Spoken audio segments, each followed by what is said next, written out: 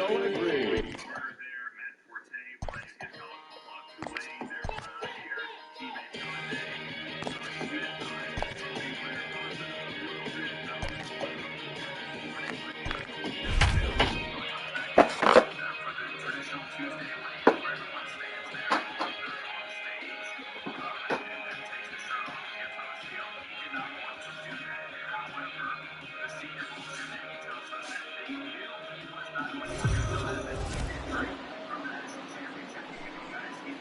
MLB The Show's coverage of Major League Baseball is on the air. A good one on tap for you this afternoon between the Miami Marlins and the San Francisco Giants. It's time for Giants baseball. Next.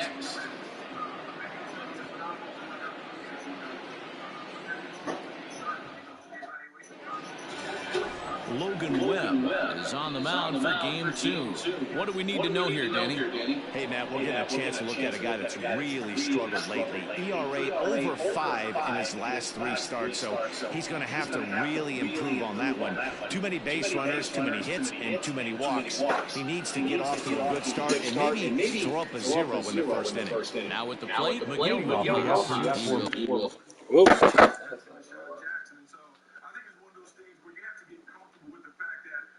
Your number one receiver could be someone who is a slender playmaker on the perimeter. And the whole thing about not weighing in, it's not something you see very often here in Mobile, even with injuries. If you can get across the stage and stand on the scale, most, if not all, players do the weigh-in. But again, the Senior Bowl people knew that Smith said he didn't want to do that, and he was going to wait until Alabama Pro Day, and I think there's as much question as to the 175 as there is to the 6'1". He can play, turn on the tape, he's got the hardware.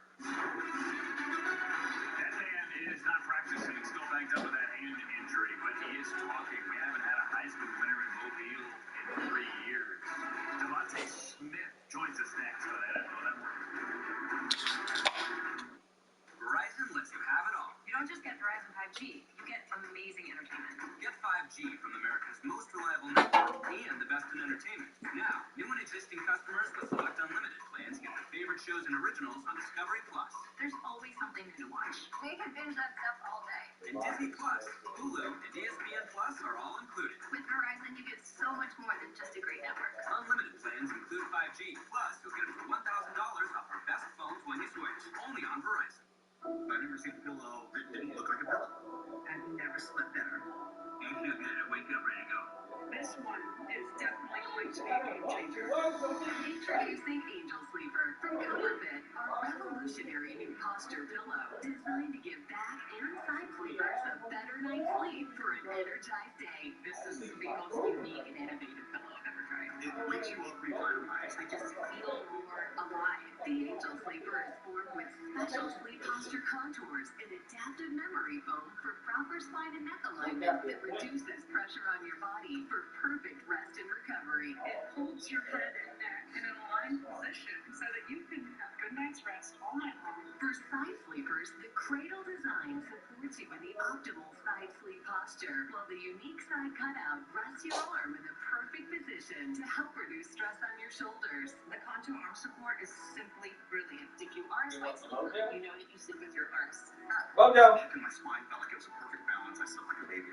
For back sleepers, reverse the Angel Sleeper to the neck cradle for perfect sleep alignment to help reduce aches and stiffness in the neck, shoulders, and back. Someone actually took the time. No, it's not. I didn't let it get back. That was one how foot. people are supposed to sleep. The Angel Sleeper includes a soft machine washable pillowcase, copper infused to help reduce odors and bacteria.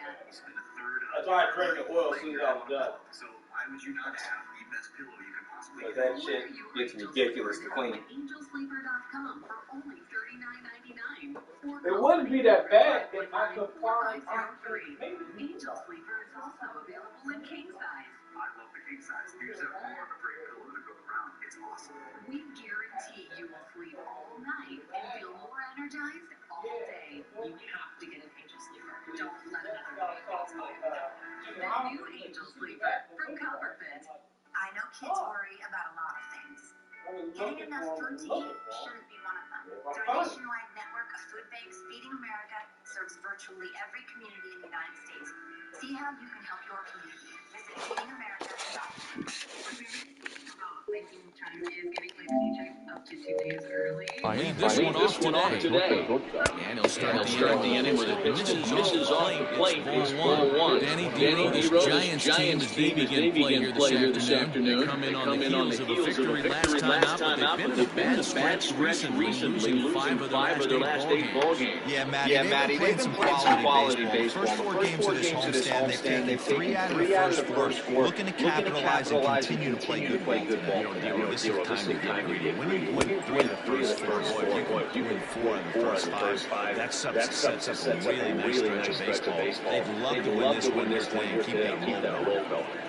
And a little off to begin the afternoon as it's to 3-1 now. Harold Ramirez is on deck.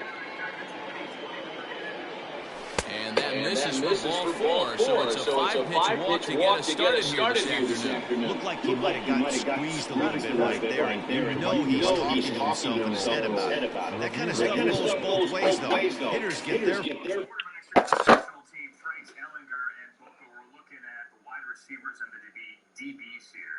This is a Pac-12 matchup with Keith Taylor, a Washington corner, and Demetric Felton, DJ, the UCLA wide receiver. Yeah, Felton played running back last year for UCLA. He's going to be working at wide receiver, a little bit undersized, but you can see the quickness there. That's quickness versus size, and quickness won that one with UCLA.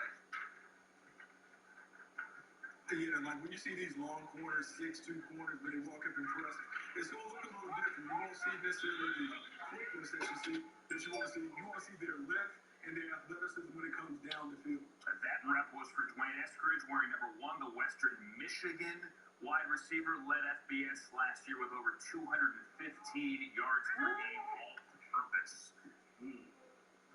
That's Kay Johnson is outstanding in the slot because of that quickness. He torched Minnesota. When you watch him in 2019, a great rep there as Darby gets ready to work here from Arizona State. Frank Darby, 84. Good job. Getting him to the sideline. Great position. Way to find the ball. Cut him off down the field. Nicely done. That's Darren Hall from San Diego State. Fair share of crummy calls going against them, too. Now at the plate, Harold Ramirez. He'll get to take it. His first cuts here. Has a look, now the pitch. Yank the slider across that time, laid off for a ball.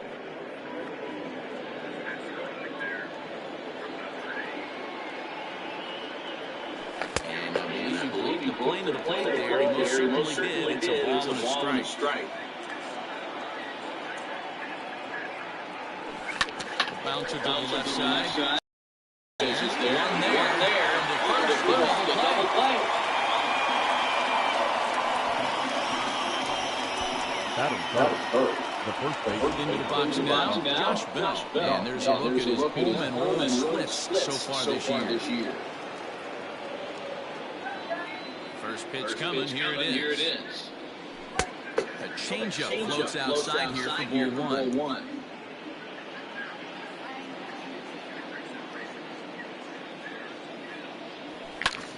Pulled toward right center field. Hence giving chase. He's there to make the play, and that'll retire the side. Marlins down quietly, and now we'll see what the Giants can do. No score.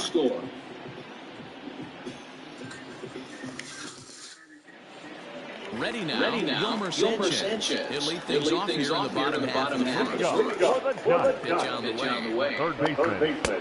Ball no strike. These Marlins, as they take the field this afternoon, come in trying to rebound after a loss that snapped a modest 3-game winning streak. Yeah, Matty, in this sport at this level, you have to find a way to be a little bit realistic. You're not going to win every ball game. So they lost last time. Let's find a way to execute today and get on the winning side. And that one finds the target on the outside corner, 2-2.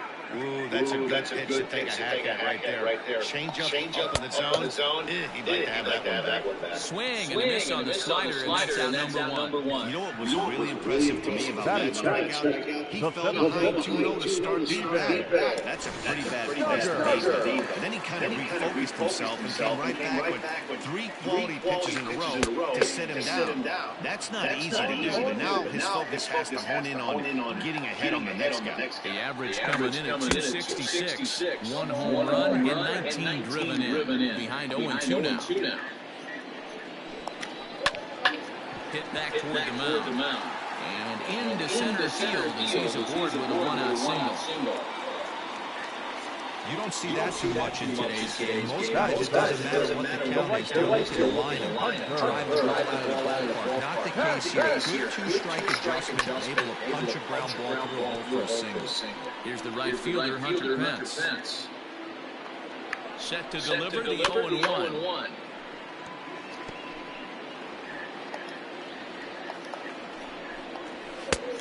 It's 1-2.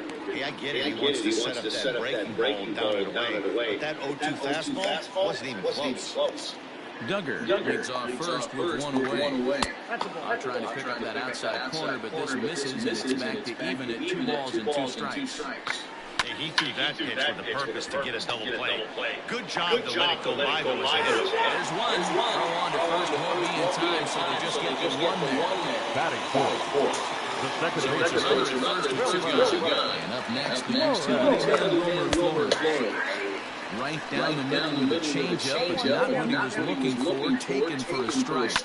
Chopped up the line to first, but this will wind up a foul ball, strike 2. Hoping to send him packing, pitch on its way. And an off-speed pitch swung on and missed, and with that, the side is retired. 1 left for San Francisco. Still no score.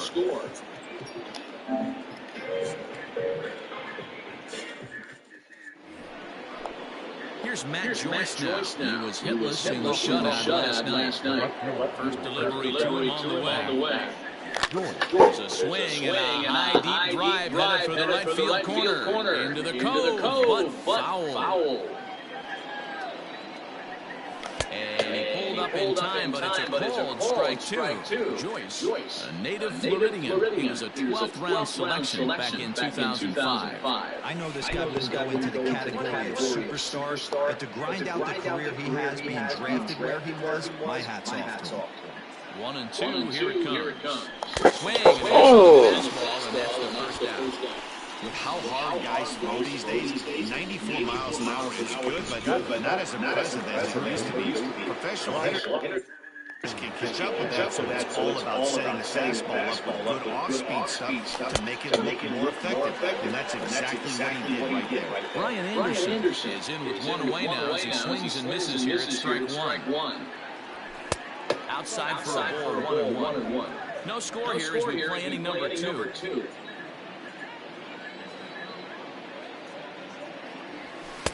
That's in there on the outer half. 1-2 now.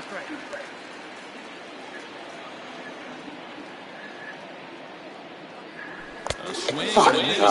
He offered a ball way outside the strike zone for out number 2. So bases are empty here with 2 gone. And up next will be the big catcher, Jorge Alfaro. First pitch coming. Here it is. High fly ball out to straightaway center. Duggar is going to have room out there as he puts this away to retire the side. 1, 2, 3 go the Marlins. We'll go to the bottom of the second. No score.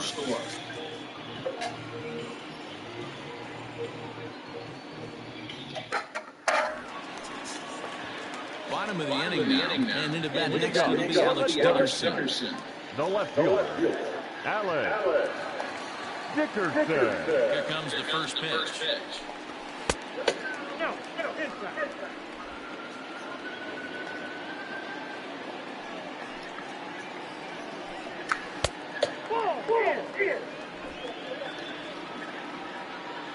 The 2-0 on the way. Is in there for strike 1. Gutsy pitch right there. 2-0 changeup for a strike. Good call by the catcher. Great execution by the pitcher. And he fouls this one off.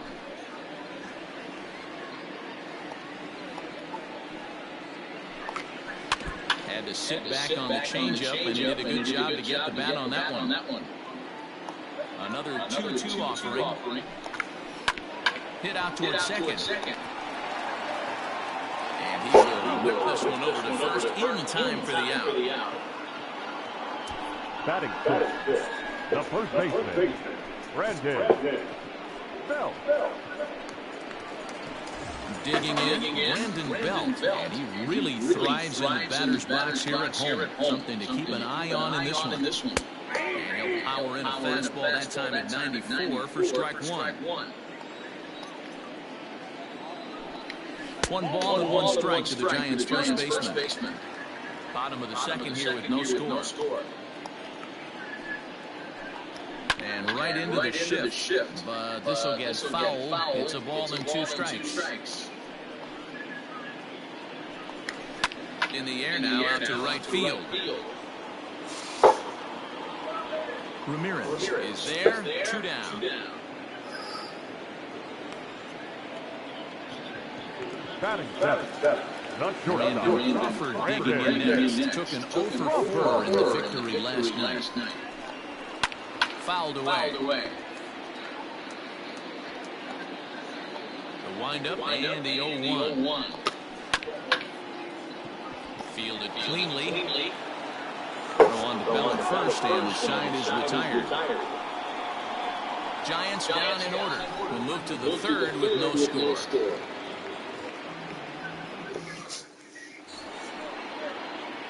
At the plate, Jesus Sanchez, 7, 8, 9, bottom of the order, set to go here in the third. And it's fouled away.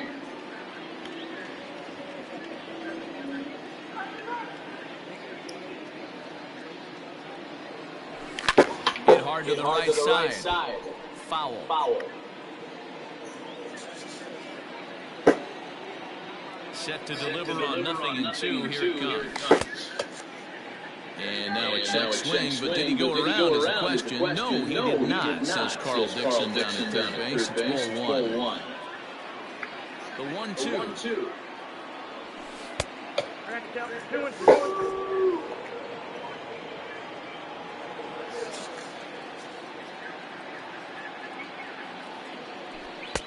Fastball is outside, and it's full now, 3-2. Isan Diaz is on deck.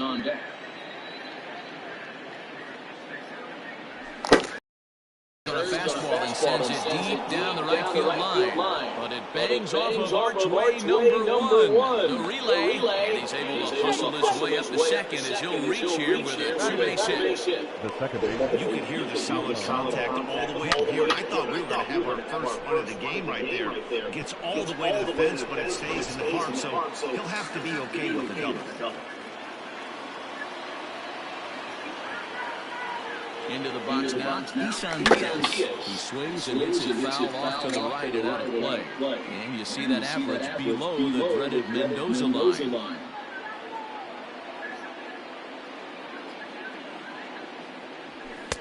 Fastball well outside. Well, his job right there at the plate is to move that runner over to third by getting the ball to the right side. On the mound, though, they're working him away, so he doesn't have a good pitch to do that. No contact there, and it's 1-2.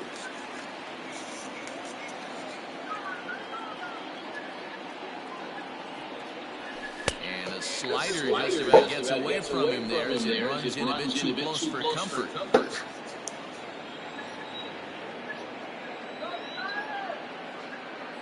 The 2-2 is a swing and strike 3. He showed right there why having change is so valuable. 2-2, he flips one up there at the bottom, really falls out at the last minute. It's so hard to pick up, and it's even harder to make good contact with it. Sixto Sanchez stands in as he can't connect here. 0-1. Oh, man, was that a hack. He's trying to create his own run support with a swing like that. Slider, and he can't pull the trigger. 2 strikes. What a nasty pitch right there. Batter thought it was going to hit him, and it ends up breaking into the zone for a strike. Oh, and this is swung on and missed. 4 strikeouts already, and that's out number 2. Stepping in and ready for another shot. Doplhins reached base via the walk in his first plate appearance. He comes set. Here's the 0-0 pitch. Sanchez able to get there. Throw to first in plenty of time. The side is retired. So no run. Set to get his day started. Rob Brantley. It's been a real struggle for him with the bat so far this year. He's going to get things turned around in a hurry. Strike one to start the at-bat. And that misses 1-1. Outside 2-1. Now the pitch.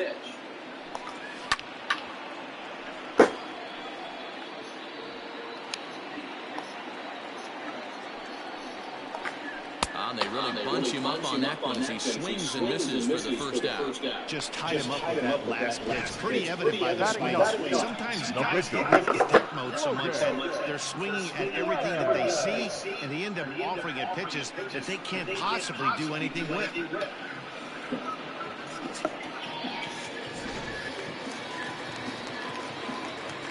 Stepping in now, Logan Webb. As he'll take a look at ball one. Bottom of inning number 3, 0-0 our score.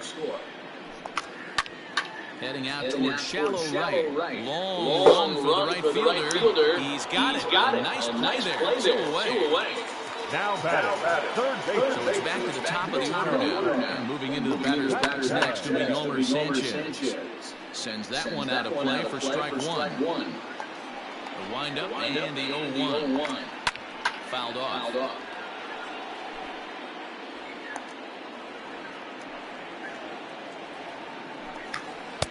Unable to find the zone with the slider. 2 out, nobody on. And that misses 2-2. Hey, I hope that call doesn't throw him off his game right here. He's been pitching one heck of a game, and I'd hate to see the umpire get in his head right now. The 2-2 one more time. You know, taking you inside the mind of a batter right here, you can't get in auto swing mode. You still have to control the strike zone. And another foul ball.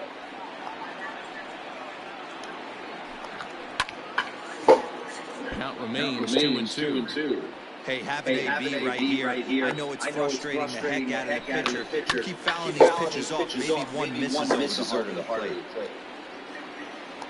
Another try at 2-2. And he struck him out. A 10-pitch battle, but he finally wears him down as the inning is over. Giants are down 1-2-3. We'll head to the 4th, still scoreless.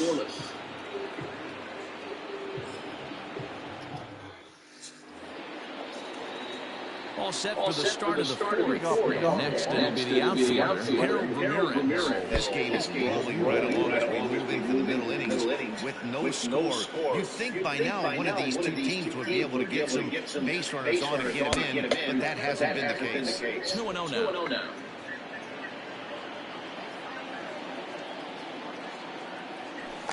A swing and a drive sent out toward the gap. Into the goal and gone.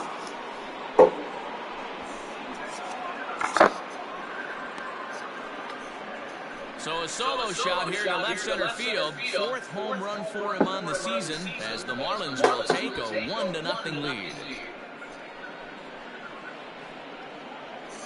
Hey, every once in a while, this speed guy will jump up and bite one. He absolutely crushed that baseball. Doesn't fit his usual tool description, but he can go deep if you leave one over the heart of the plate.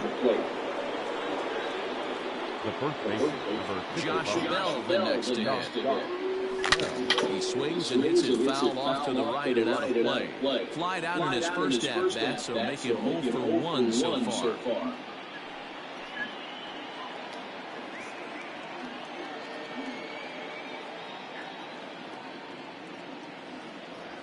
1-1 now the count to the Marlins first baseman. 1 run, 2 hits, and no errors in the game for the Marlins. Check swing, no swing, says the home plate umpire. Ball 2.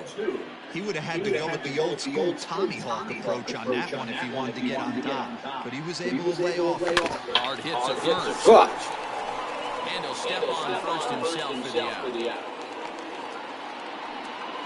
Into the box, Matt Joyce. 0 for 1 for him here in this one. First pitch coming, here it is. Good off-speed pitch, had him out in front for strike 1.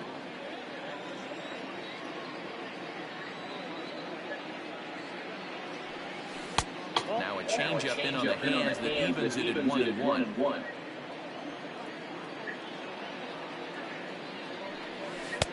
There's a breaking ball, but it's laid off and doesn't find the zone. Looks like this guy's afraid to throw the ball in the strike zone. Gave up that home run earlier in the inning. He needs to get back to being aggressive. Count even at 2-2. Trying to send him backing for the second time. He takes strike 3 call. Oh my God. Couldn't pull the trigger, and there are 2 away. Riding in once again, Brian Anderson. He looked to bounce back after striking out his last time up. Yeah, and kind of shocked he got blown away with a fastball. You could tell he was late on that one. And we'll see if he tries to cheat to something this AB. And he'll lay off here as well, and it's 2-0 to the Miami third sacker.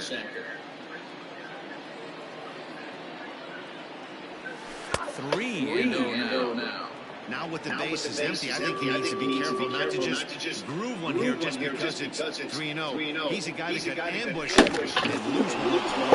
Line drive to left. And that finds some outfield grass. It's a base hit. 3-0 pitch gave him license to be selective, and he's able to get on base. The inning's still alive. He got the pitch he wanted, and he didn't miss it right there. Hammer job. At the plate, Jorge Alfaro, high in the air out to center field. Duggar's there for it, and that's the third out. Marlins are on the board first thanks to the solo home run. Bottom of the fourth coming up. It's now 1-0 Miami.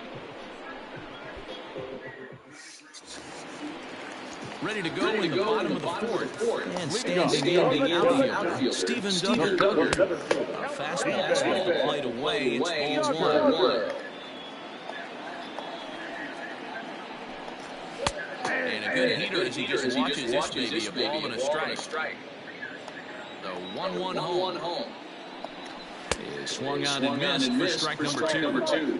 That front door slider is a devastating pitch. By the time you realize it's in the zone, it's too late. You can't even put a good swing on it. And this is swung on and missed. And this fourth inning will start the same way he ended the third with a strikeout. That's 1 away.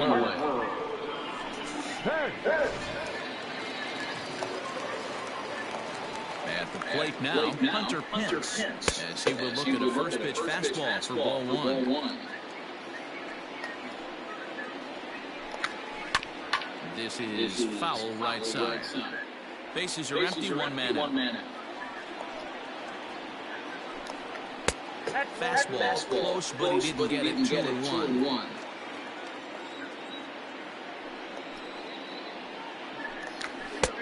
Maybe trying to back him up a bit there with the fastball.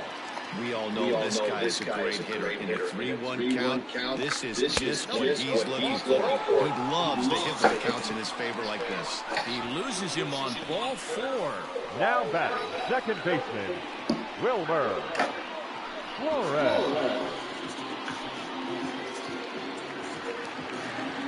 Digging in for his second at-bat, Wilmer Flores. He was a strikeout victim in his first try.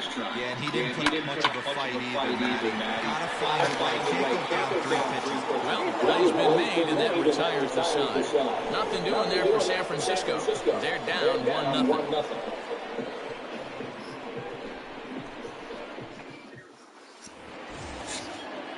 All ready to go in the top of the fifth, and that'll bring up the outfielder, Jesus Sanchez.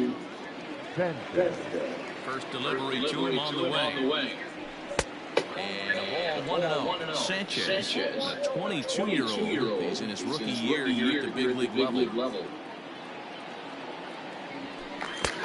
swing with this 1-1. A couple of righties starting to loosen now in the bullpen.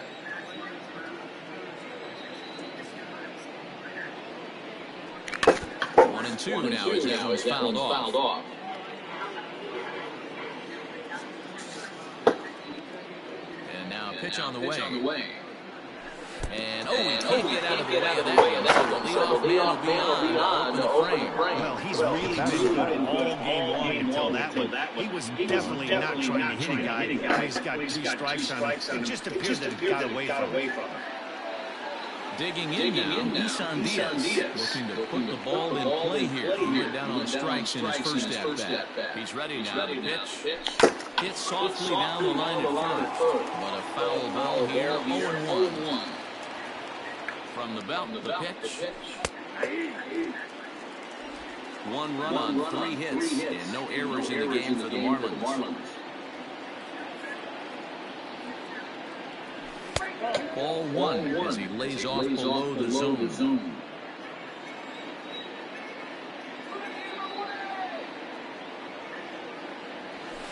Able to protect the plate with 2 strikes, and he'll see another one.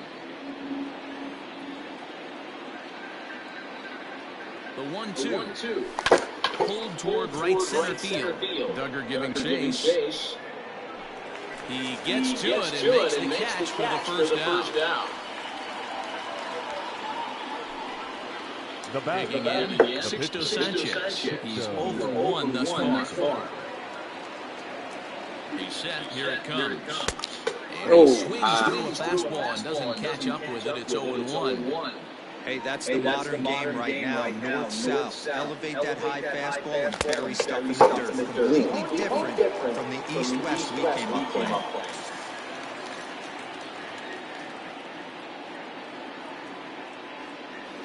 And the slider gets him swinging. 2 gone.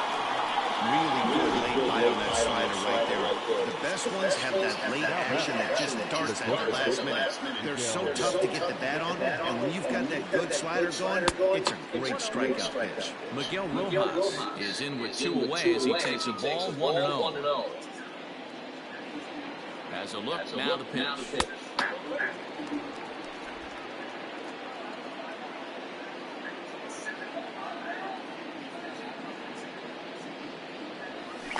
Swinging a little over to center. And that'll get down for a base hit.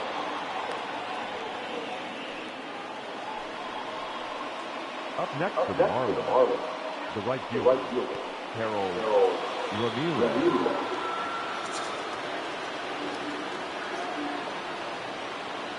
To the plate now, Harold Ramirez. Oh! 1 for 2 in the ball game thus far. Looking to keep this a 1-run game to pitch.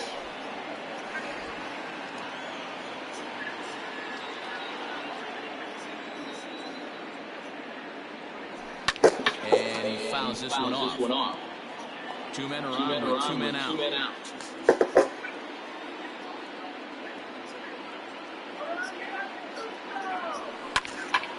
Still a ball and 2 strikes. Lucky he got a piece right there. He was definitely late on that pitch after seeing a previous off-speed pitch. And a slider runs away from him there. The count levels at 2-2. Now this guy's a grinder. Fouls off good pitches and doesn't seem to swing at the ones just off the corner. This guy's a pitcher's nightmare. Liner towards second, and that's in there. Base hit. And the run is in to score from second. It's a 2-0 ball game. Hey, there's a good job of battling right there, D-Roll. Pitcher had the advantage with 2 outs, 2 strikes. You're 1 pitch away, and boy, what a terrific piece of hitting right there. Yeah, that's a great job right there. Some guys are not afraid to hit with 2 strikes. They'll take that pitcher deep in the count, feeling comfortable about it. That's the type of hitter this guy is, and he was able to come through. Now here's the Giants manager making that slow walk to the mound. And we're going to have a pitching change as that's going to be off for his starter this afternoon. So he'll depart here in the 5th after working just 4 2/3, and he's on the hook for the L unless this one turns around. Tyler Beagle drops in from the bullpen here as he inherits a tough spot with 2 on and 2 away. So that'll bring up Josh Bell. Fuck me. And he'll reach first as they can't make the play on him. So definite problems on that last play, and they'll hit the first baseman for the error. So here's the cleanup pitch, Matt Joyce. He's got the bases loaded now and a chance to really do some damage. And he's one of those guys that they really rely on to come through in spots like this, Matt. Second on the team and runs batted in. Hey, that's the kind of swing you'd like to see a guy take with the bases loaded. He's going for the downs. Curveball close, but it's 1-1. Beatty, playing here in his age 26th season. He's in his third season as a major league player. This is on the ground over the first. Belt will take this one himself, and that ends the inning. Marlins get one here on a couple of hits. Home half of the fifth coming up. The Marlins lead this one 2-0. Welcome back for the bottom of the fifth. Here's Heidi Watney. Thanks, Matt. Between innings, I was able to discuss the current state of the Giants lineup with their manager, Gabe Kapler, and he told me he feels like they're being too patient at the plate right now. Too much of the time they're finding themselves in disadvantage counts like 0-2 and 1-2, and that's basically never a formula for success. He said they're getting a lot of strikes to swing at, so the emphasis the rest of the game has to be to jump on those strikes early in the at-bat. Okay, thank you, Heidi. Leading off. Pitch at the end of the on its way. Alex Dickerson. Right here as he quickly finds himself down a strike. It's 0-1. And here's a pitch high and tight for a ball. 1-1.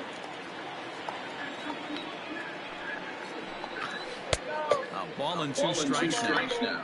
This offense has just been flailing at the plate all game long, so it's no wonder why they've only been able to pick up one hit so far. I'm not seeing much of a game plan from these hitters. The 2-2. Great AB up until this point. A walk right here could really just infuse some confidence into this lineup. Pulled high in the air out to right field. Ramirez is there, one away. The first baseman, number 9. First baseman Brandon Bell, so far 0-for-1 with a flyout. Lower part of the zone, but it's taken for a strike. Boy, that's just about in the catcher's glove there. It's 0-2.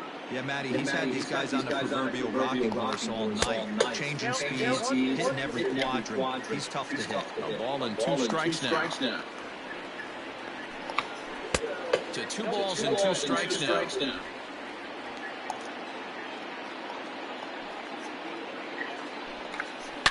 On the ground and right at the shifted infielders. Throw in time at first for out number 2. The batter, number 35. Two goals right here. And that'll bring up the left-handed hitting shortstop and San Francisco Bay Area native Brandon Crawford. First pitch fastball off the plate there, and it's 0-1. Good zip on that one as he just throws it by him for strike 1. Crawford, 33 years old. He was a 4th-round selection during the 2008 draft. Hey, nothing has been handed to this guy, drafted in the middle round. Well, the first baseman is under it to make the play, and that retires the side. Giants down in order. They're still down. It's 2-0.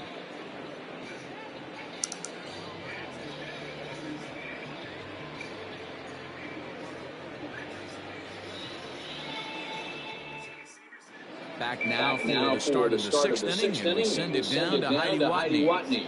Matt, during the commercial break, I had a chance to catch up with manager Don Madden about the Marlins' offensive production. Nothing doing for the Marlins, but they hold a 2-0 lead.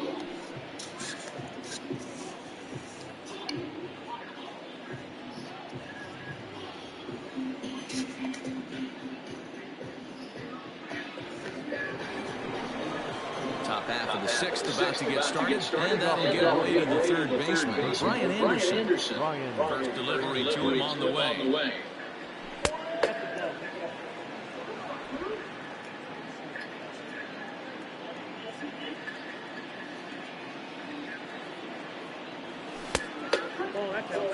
If you've been paying attention, the guy on the mound does not want to come inside. If I'm at the plate, I'm leaning out over.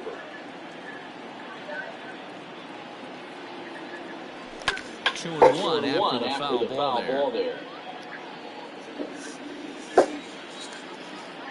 Now here it comes. This is skied into the air to straightaway center. Duggar's there for it, and he hauls it in for the first down of the inning. Now back. At the plate, Jorge Alfaro, 0 for 2. He's flown out twice. He's ready. Here's the first offering.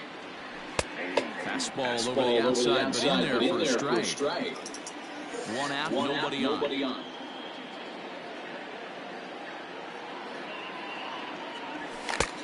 He just ramps up and here's the fastball by him. 0-2. I know he's down in the count right now, and it's not looking good, but he's been swinging the bat so well lately. I don't think he minds this one bit. Swinging a ground ball to third.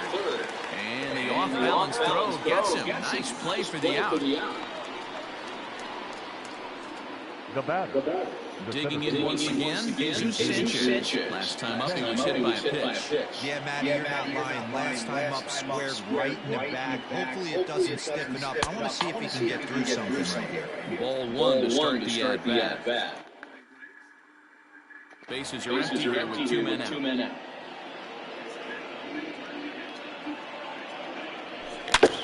There's a swing and a missile sent out to center field. Looking up, Duggar. Onto the garden netting and gone.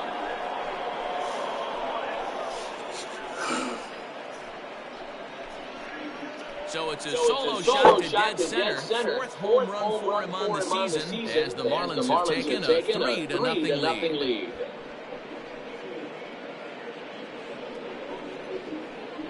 Well, he was on cruise control, just needing one more out to get out of the inning, but he came up with a plan. Bases empty. He didn't have to think about shooting one to the opposite field or shortening his swing to move the runners. He just wound up and let her rip. A solo shot is the result. Second base. And now Isan Diaz. He'll take a breaking ball too low and it's 1-0. He's 0 for 2 in the ballgame so far.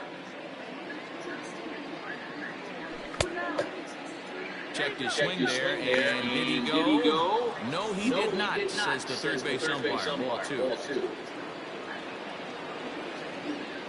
2-0 pitch on the way. Fouled away. 2 out, nobody on.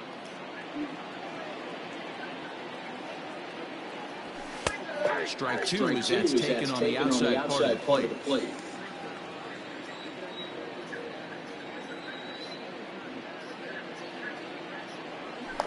Still 2-2.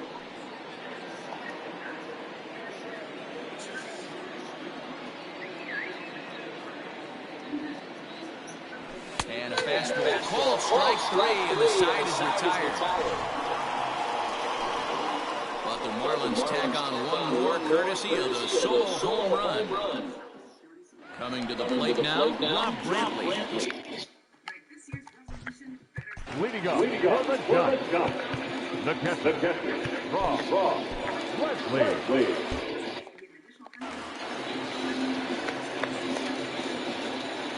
Here's the pitch. Drops in a strike to start the at-bat. 0-1.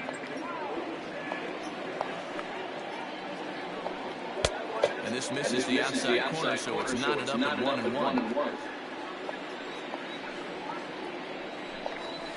And it's fouled away. Looking to punch him out again. The pitch. That misses, and we're even at 2-2.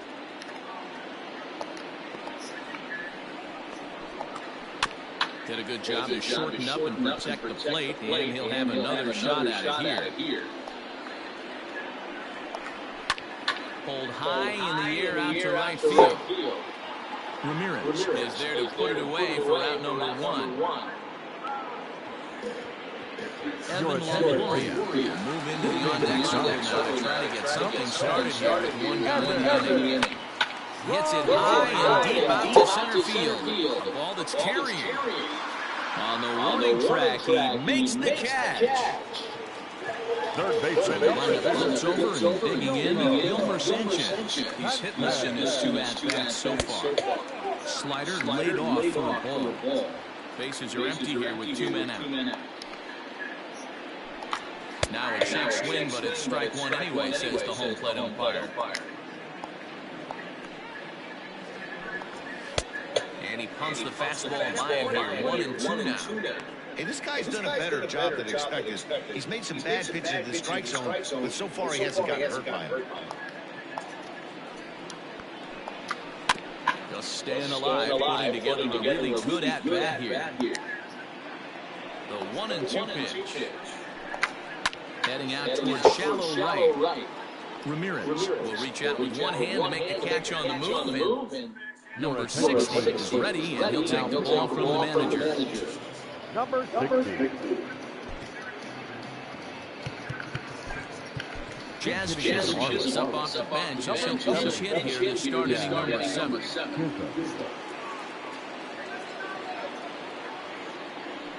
He couldn't pull that.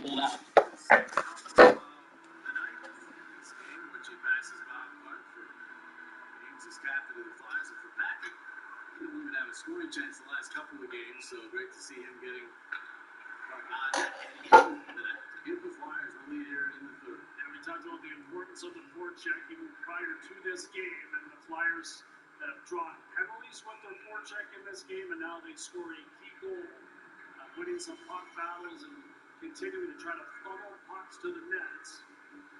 It's been successful for them in this game, and the more they've done it, the more often they've played in the Devil's zone. Patrick and Lindblom, remember, they played a little hockey for a long time, so you can see just getting their games back to the B-50 starts. This is DraftKings, the land of million-dollar opportunity. We've been making millionaires all year. Don't sleep when you shop for 7 figures. Join over 120 players who have already cashed in $1 million. Download the app, try it for free, and make it rain. Love all the conversations we watch between players, between shifts and for face-offs, and still trying to work some of the kinks out here early on. Fires ice the puck. Devils get control. Looking at a shot, and the save made. Saved by Elliott. Voracek, Subban come together. The puck sent back. Cross bounces off. Provorov looking at a shot. That one takes off. Dangerous moments for the Flyers. Guys despair. A little backhand flip that's knocked down. Looking at it. Steers it around behind the net. Provorov gets to that. Seems determined now to get this puck out of the zone. He gives to Gostisbehere. And the stretch pass knocked down was Voracek. Murray picks up the loose disc. Laid offside against Philadelphia. Murray hands off. Rusev trying to step around a couple Flyers. Couldn't do it cleanly. Puck goes across ice. Smith puts it back in. Whistle stops play. Well, if it's too many men or not, not sure what that whistle was for. Be the first to score your Flyers reverse retro apparel. Shop hats, tees, custom jerseys, and more at shop.wfcphilly.com. I didn't expect it outside. Put the face up at center ice. Oh, there, right at the red line. Just a blown call. Gonna make it harder on us, guys. Mystery's still not officially solved. Or will it be? Paul Mary sends it deep into the Philadelphia zone. Flyers cannot clear. Here's Smith. Cross. Edison. Back to Smith. Arched by Bunneman. Flips one. Knocked down. Bounces back to him. Tennyson. Down low. Hughes. Out of Palmieri, fires, and blocked the side of the corner. Hughes stepped into by Sanheim, knocked down. Well, got the shot in the back. And the puck was sent all the way down the ice. Hughes did not appear to be getting up quickly that time for the second shot. There he is. He's back up now, and he's got the puck. He's around one. Plays it on the right wing of Berkeley. Berkeley holds, fires, blocked off by Hay. Other way, Devils get there to keep it in. Fired off Elliott the side of the net. Hay played it this way. Friedman could not get to it. Lawton jabs it away, and here's Farabee. Getting it as far as center, but that's it. And since the Flyers score, the Devils have had the pushback. Berkeley to the Philadelphia line. Friedman cross to the corner, but right there, the Devils. Govic again, he has certainly been a factor in this game. Farabee ahead, and Lindblom will send deep to Devils ice.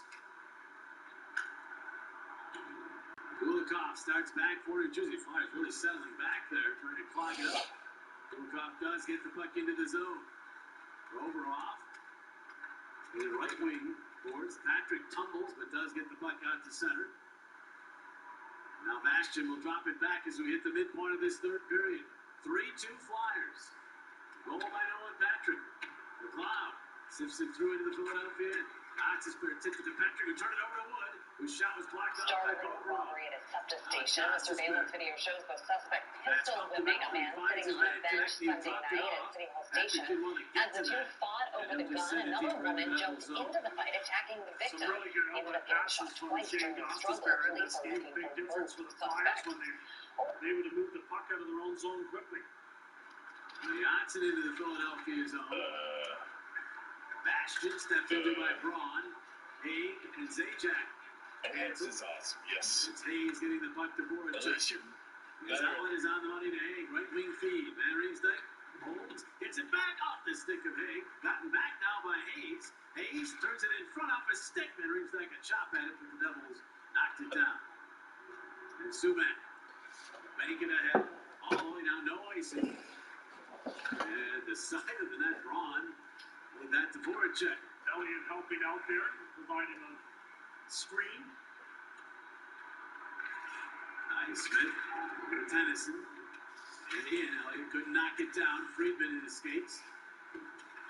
Dig it free. Palmieri, but he's overtaken. Butterman got it to Sanheim. Now Friedman up the boards and glass and down the ice. It's running out of steam, so no icing. Tennyson. It takes a straight shot. Flyers jump on it. Here's Butterman and hops over his stick. Oh, he was all alone. Now the other way go the Devils. Palmieri had it poked away. Flyers clear the zone. Lindblom gets to it. Checked by Hughes. They both go down. Thank you, Bell. Back as he clearly broke the plane to the plate. And that will be ruled a strike.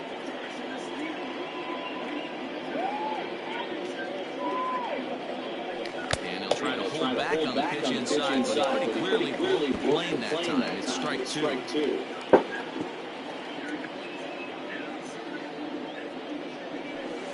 The ballman, two strikes. And now the Giants are going to get a left-hander up and throwing in the bullpen.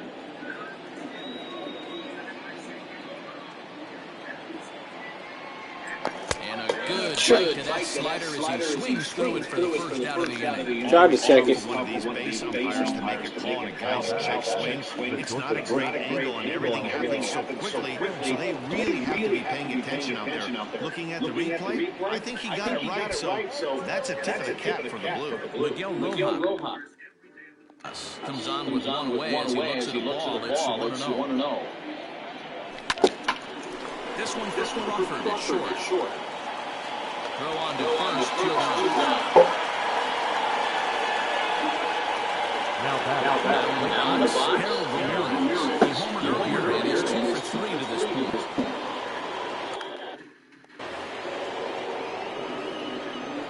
First pitch of the at-bat on its way. Good slider there, gets a swing and miss. Sure took a healthy hack that time. Check swing here, but he pretty clearly broke the plane, and it's 0-2 now.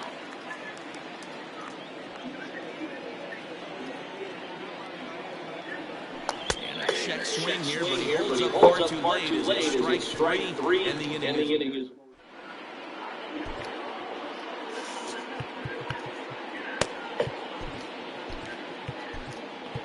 Brandon Kinsler is the call from the pen to take over on the mound and start the starting 7. Number 1. From the stretch.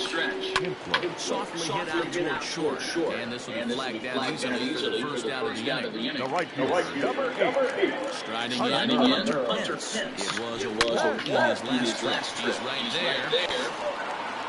Throw on to first, and Pence is turned away here for out number 2. Now back. The second cleanup hitter, Flores. He has no history against this pitcher. Tried to check it, and it's 0-1. Behind 0-2 now. Nothing in 2 count, and the pitch. Well, that's a pitch right there. You've got to just lay off. There's a good chance he's going to throw it on 0-2. And if you can recognize it starting down in the zone, you know it's only going to go down from there. He's set, and the 1-2 pitch.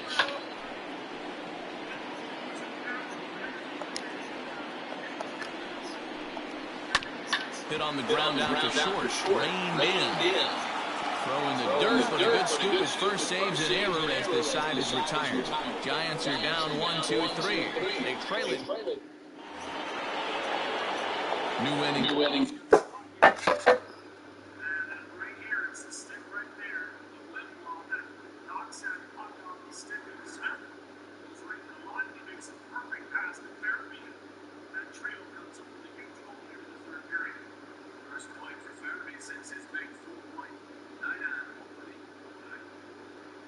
Gets his second goal of the season. He assists along Madden. Flyers down a little bit. He's going to set all the way down now. It's a great deep down by Master. Patrick has the punt. Bounce it out to center base. Giroux. It's leverage on Severson. Giroux gets the punt. Giroux then taking that penalty. Just good old fashioned hard work. Checking. It's not 3 down, but true leading by example. The Flyers move that advantage. Got a terrific assist. We're going to have Brad Meyer go in the front. There's the cross check and the lower back. Knocking Giroux down. Good call by the referee. He said, no, that's the uncle Giroux as well. He protected the puck there on the entry into the offensive zone. Flyers power play gets the goal here again. Power play.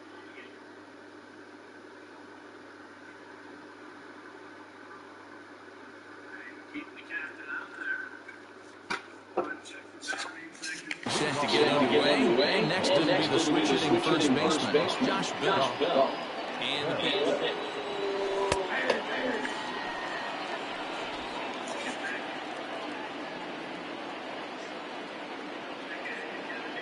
Here's the 0-1. Pulls this one high and deep to right center field. Back goes Pence to the track. On the running track, he makes the catch. Now back. Left ready once again. Joyce. He was a ground down victim last time up. First pitch of the at-bat.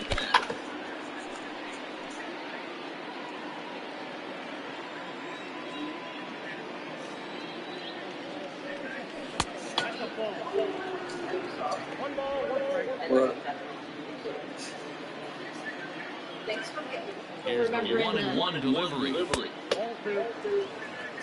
Sitting in a good spot right here. 2-ball, 1-strike count is yet to see a fastball. Have to be sitting on one right here. I got it locked up. A little roll. The worst hit in baseball. Oh my God. Now in the Miami Heat. That'll bring up the outfielder, Brian Anderson. Ready with the first pitch. Here it comes. High fly ball out to straightaway center. Duggar's there for it, and that's the third out. Miami down in order, but they're on top by a count of 3. And that'll bring up the big bat of Alex Dickerson. Let's see what he can do leading off the home 8. Just able to get a piece of that for strike 1. Here's the 0-1. Sets the target low here, and he misses 1-1. Either they were like making me nauseous or called strike on the inside, and he can't believe it at the plate. It's 1-2 now. Hey, you want someone sometimes. This shit is ridiculous how good it looks. But also, the guy on the mound's got to eat too. They're executing their pitches out there. It's going to be tough to score some runs.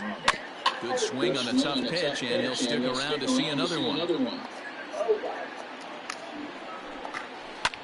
This is pulled into right. Ramirez is. 8 seconds from doing that. Now he is. Back to 5 aside hockey. Less than 5 minutes remaining in the third. Wedgwood. Into the corner. Myers get to it. Raffle.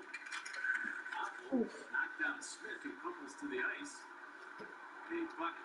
Back along the boards. Verby backhanded it. O'Mara comes up with it. To the Gusev, and now Subban. Left wing feet. Swinging in the corner. Elliott cuts it off neatly for Provorov. And then Provorov for the pass for Lawton. Lawton the right wing feed for Verby, and in it goes. That was a good breakout right there. Yeah, none of it happens without the nice play by Ryan Elliott. Good contact to start out the inning. Thought he might be on base with some sort of a hit, but it hung up there too long. Just unlucky that time. Brandon Belt stands in for the third time now as he takes a look at the ball. It's 1-0. Gotta find a way to scratch at least one cross. Not want to take on the monster closing the game down 3. And that's the second out. Number 35. At the plate, Brandon Crawford has been a 2-for-2 effort for him to this point. From the stretch, here's the pitch. 2 out, nobody on. This one's down to third. He's got it. Throw on to Bell at first, and the side is retired. Giants down in order. They trail in this one 3-0. Settling in now, Jorge Alfaro will be charged with trying to get on board leading off the ninth. And we kick off the ninth inning with a swinging strike here, 0-1.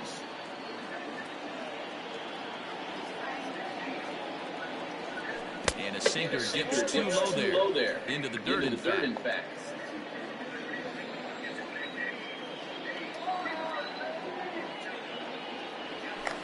Swing and a miss on the sinker, and it's 1-2. In my opinion, one of the toughest pitches in the game to square up. Just a heavy sinker with good downward action. Count even at 2-2 to the Marlins catcher.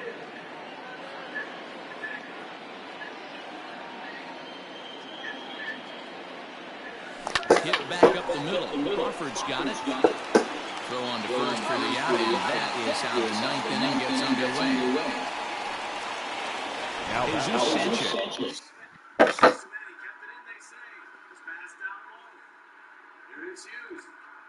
Back across ice and hit connecting the skates. Shot free by Giroux. Flying all the way down. Just wide of the net.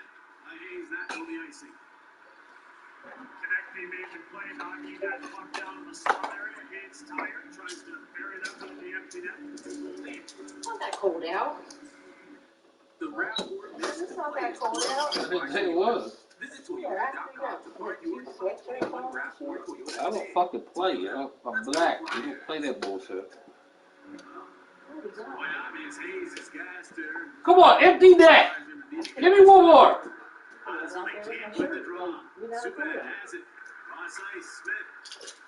the boards, Gusev. Takes a look. Right back to the point. Pass down low to Hughes. Back across the block. Launches high in the air. Gusev. Back out. Smith again. To Subban in line. And then the pass again to Hughes. Slight juggle. Flyers trying to get it from him, but they can't. And it's kept in by Smith. You only need 6. Smith back for Hughes. To Subban for a shot. Blocked in front. Cleared all the way down. Into the net. The Flyers. I win.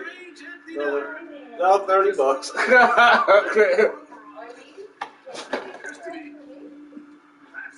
Just cast. Able to score from long range. The bullseye makes it 5-2. What? Are both of the cigarettes for me? No, I got me one. I just left them in there. But you got extra credit points. Had a little bit of a grimace there, but then he quickly fires it all the way down the ice into the empty net. He's just missed it seconds ago. Provorov ends it. A long-range empty net goal. Combination of pain from the block and just having been out for a long time. That's the best way to get off the ice. Score into the empty net. Yes, it is. And he has himself a 3-point night. So he's now 5-2 to 1. Standing in as we place you back to the middle innings. This was a turning point here. A solo home run that was really one of the key at-bats of the ballgame to this point. 0-1 in the count. Another goal. The pitch. This one's outside. Quite a bit off the plate that time.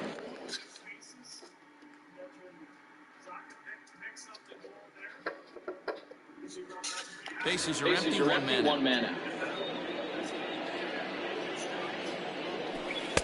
And he lays off for a ball. 2-1. Man, that's a great take right there. Backdoor slider just missed the outside corner. This guy must have a really good eye. Most guys swing at that pitch. Just low that time with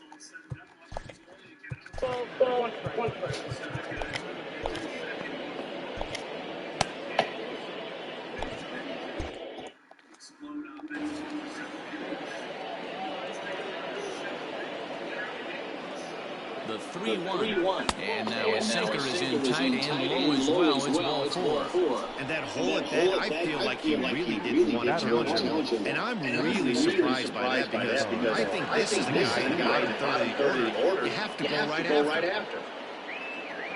Here's the first pitch to him.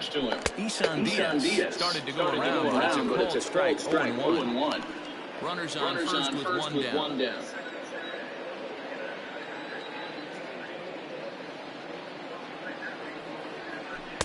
Awfully close with the slider there, but it's 1-1.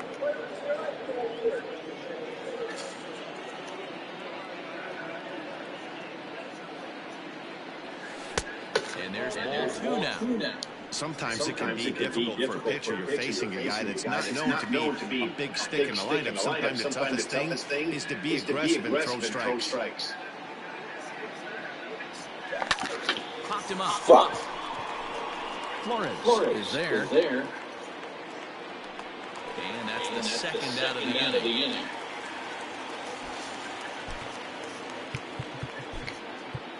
JJ will get the call here as he'll hit the pitcher. Number 67, JJ Bleday. 4-1.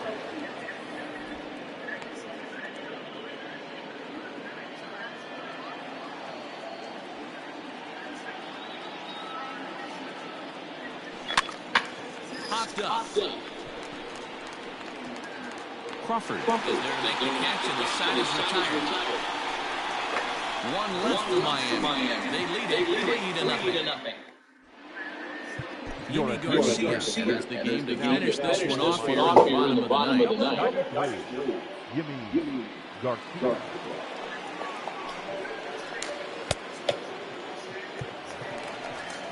Ready to go for the last half of the inning. Now the catcher, Rob Brantley. And that's in the corner, foul ball and right. And he lays off here. It's a ball and a strike to the Giant backstop. Well, those were a couple of close pitches right there in the inner part of the zone. Hitters will tell you, pitches in that location are tough to do anything with. Fouled off.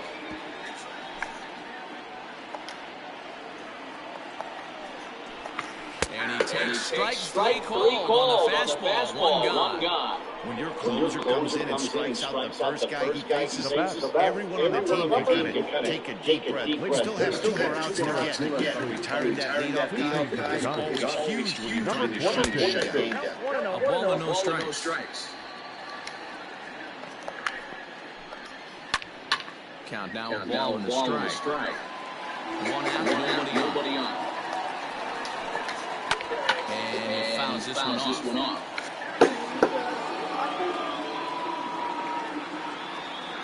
Can. The 1-2.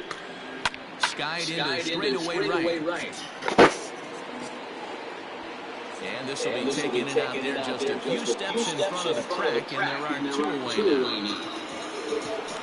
Now the batting order is set to go. Yolmer Sanchez. Some play the last chance for his side. 2 out here in the ninth. No balls and 1 strike. 0-1 count. Here's the pitch.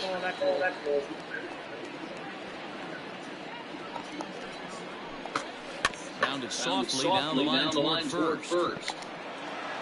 Throw to first is going to be in time to take care of him, and the Marlins have come back to even up this series at a game apiece as this ball game is over. You might think it's just another win, but it's awfully hard to win in this game, especially on the road. But they find a way to get it done, and they should be very happy with this performance. 3-0 the final score in this one today. Miami took the lead in the fourth and held on until the end. Sixto Sanchez earns win number 7 on the season, permitting only 1 hit in 6 complete innings. Yimi Garcia closes the door for the save, his 9th of the year. So that just about does it for Mark DeRosa, Dan Plesac, Heidi Watney, and our entire crew. I'm Matt Vasgersian. You've been watching MLB The Show. For more, make your way over to theshownation.com.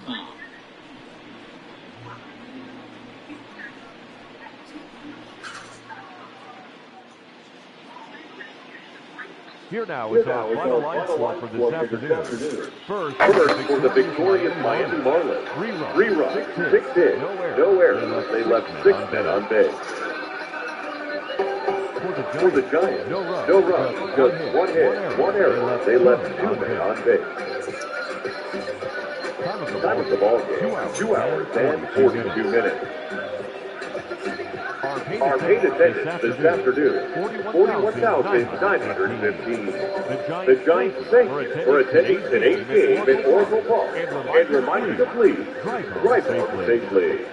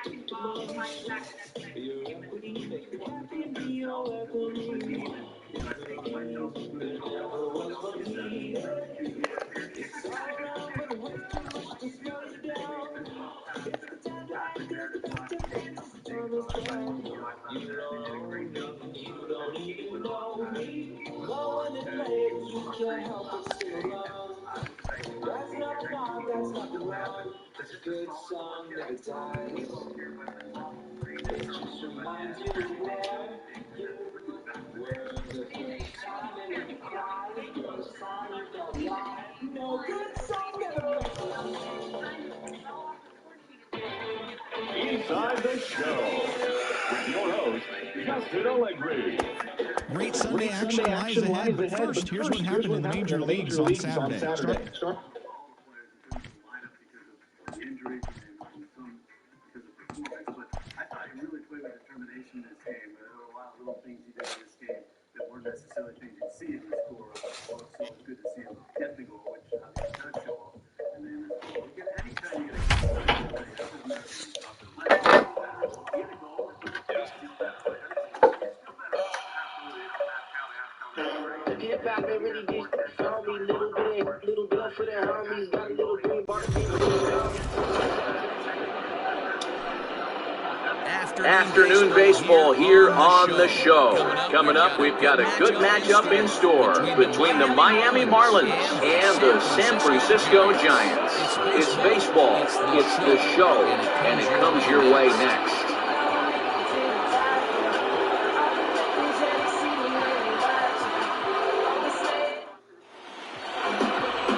Johnny Cueto gets the ball in Game 3 of the series.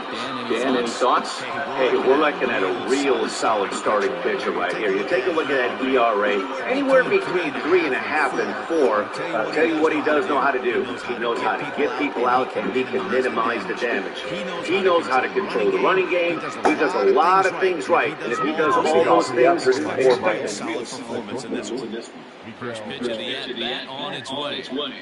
Miguel Rojas stands in as he looks at a cold strike. Danny Danny, this Giants team, as they begin play here this afternoon, they come in the midst of a stretch where they've dropped 6 of their last 9. Through 5 games of this homestand, they're 3-2. I know they're expecting more, but they'd like to bring this one here today and get that up 4-2 on this homestand. Yeah, this is an important right here. You don't want to go 500 from 6 games, especially at home. Although you can deal with it at home, this is a must-win.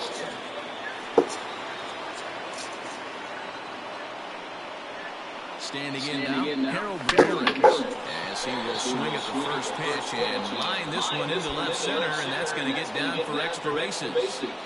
And they've really got something going here. Runners at second and third to start the inning. They come out of the gates being aggressive at the plate, and it's paid off. A single and now a double. Runners at second and third with all kinds of momentum on their side. A base hit scores too. We'll see if they can cash them in.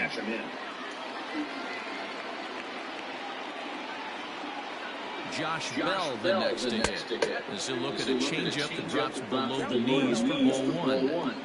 Rojas at third. Ramirez stands at second. No outs. Comes in with the changeup, and it's 2-0. Hey, you want to talk about being in the zone. This guy's been raking lately, and it all starts with his pitch selection. 2 great takes, and he's almost daring the pitcher to just go ahead and challenge him. Too tight with that one. 3-0. This is a spot you like to be in as a good hitter. Runners in scoring position and count leverage in your favor. And there are the umpires assigned to this one. Calling balls and strikes is Mr. Carl Dixon. Dan, this is an offensive player's dream to have Carl Dixon behind the dish. He is tight on the corner. He is, Hero. And listen, he makes you bring the ball into the strike zone. Normally, high scoring of games when Carl's behind the dish. And a changeup. Couldn't get him to bite, and it's ball 4. That is 4. Here's Matt Joyce now. He's got the bases loaded now with a chance to really do some damage. And he's one of those guys that they really rely on to come through in spots like this, Matt. Second on the team and runs batted in. Heading after is Dickerson. He gets there to make the catch, but this should bring home a run as the runner tags from third. And the run will score as the Marlins have claimed the early 1-0 advantage. Man, this is a spot where you really want to get greedy as a hitter. Bases loaded, nobody out. You're hoping for that big swing of the bat. What does he get? A sacrifice fly, and only one run scores. I'm sure he wanted more, but he's not going to complain about the RBI. Into the box now, Brian Anderson. As you get a look at his current righty-lefty splits entering play in this one. And this is low, ball one. This is exactly the situation you drew up from an offensive standpoint. Good pitcher on the mound, but you got a chance to bury him early in this one. Bouncer to the left side. And he will take only the out at first as the run comes in to score. Now at the plate, Jorge Alfaro. And there you see the numbers over his last eight contests. He's really been leading the charge for this team. First pitch of the at-bat.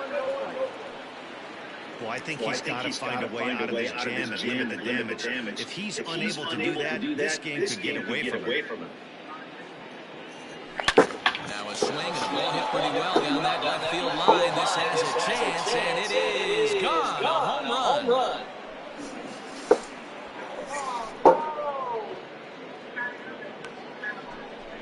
So a two-run homer down the line and left. Home run number 9 on the year, and the Marlins open it up now 4-0. What a way to get things started while playing on the road. Top of the first and a big fly, just like that, they take the lead.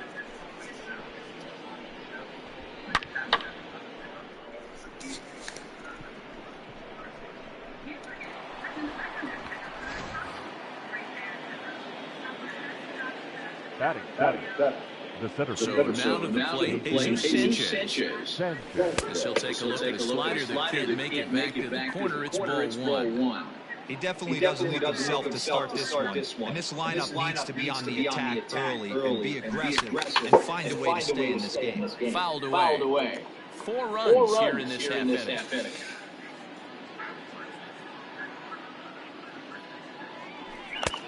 It's 1-2. This pitcher's bringing it with some high velo. You better get that front foot down early and get ready, or he's going to throw it right by you. Started the chase there. They'll appeal it down to third, and no swing. It's ball 2.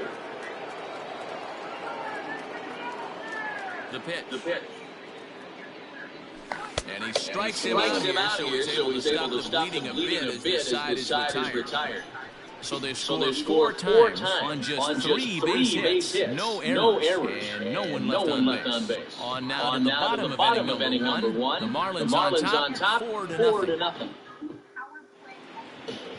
Tyler Coleman is ready to go. He'll be on the mound for the Marlins. What's your take on him, Dan? Hey, this guy's last 3 starts haven't been that bad, but he's picked up a no decision in all 3. I'm sure he'd like to pick up the W in this one here today. Stepping into the box, Yomer Sanchez. He'll make things off here in the bottom half of the 4th. Lifted down the line and left. But this will land untouched. Ready with the 0-1 pitch. A bouncer up the middle, fielded cleanly, and the off-balance throw gets him. Nice play for the out. So the base is empty here with 1 away, and that'll bring up the outfielder, Steven Duggar. Good fastball down around the knees there, taken for a strike.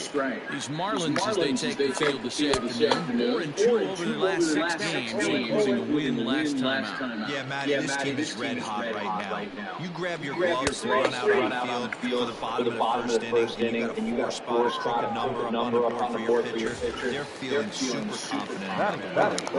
Come up with the off-speed stuff on that one. That's Steven Duggar.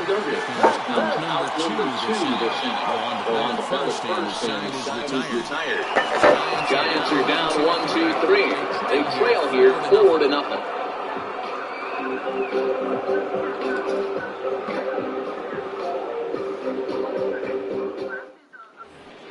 Standing in, Isan Diaz. Yet to get into the hit column in the series, 0 for 7.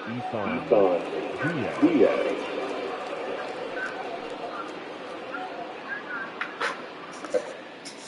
First pitch on its way.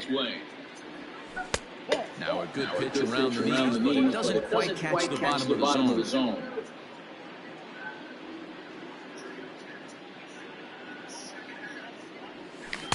Pulled the string and ran way out in front, a ball and a strike.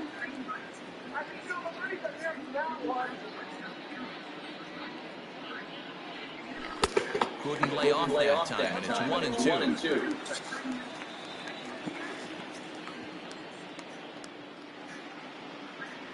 Fastball swung on, for the first down.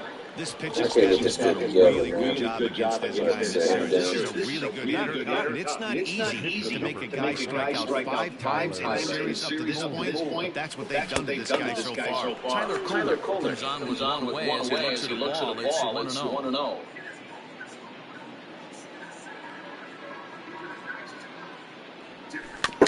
That evens it up, 1-1.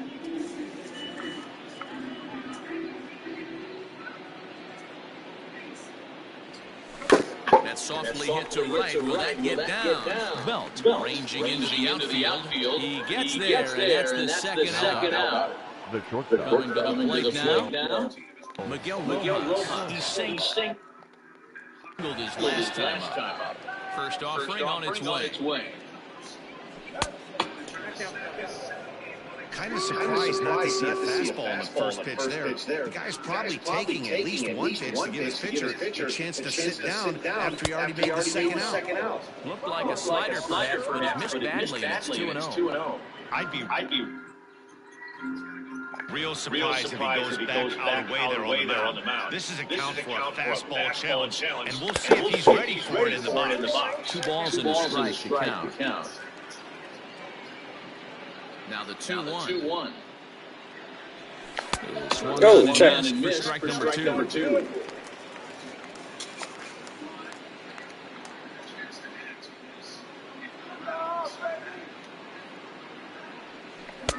And that misses there, so he runs the count full now. Yeah, and if you get a guy failing at a pitch like that, heck, you're going to go out there and throw that same pitch until he proves he can lay off of it. And he misses here for ball 4. Already 2 walks surrendered in his first couple of innings of work. Ready for another chance? Harold Ramirez. He'll try to follow up the double in his last at-bat with another big hit right here. Yeah, he jumped all over that first pitch last time up. Interested to see if he has the same approach this AB. Great game plan so far by this offense. They're not chasing any of those breaking balls out of the zone. 2 balls and no strike.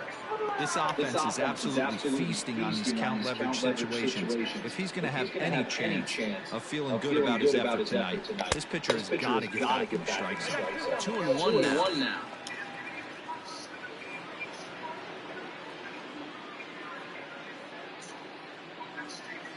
Has a look, now the pitch. Starting to go. Did he hold up in time? Yes, says the first base umpire. It's ball 3 now.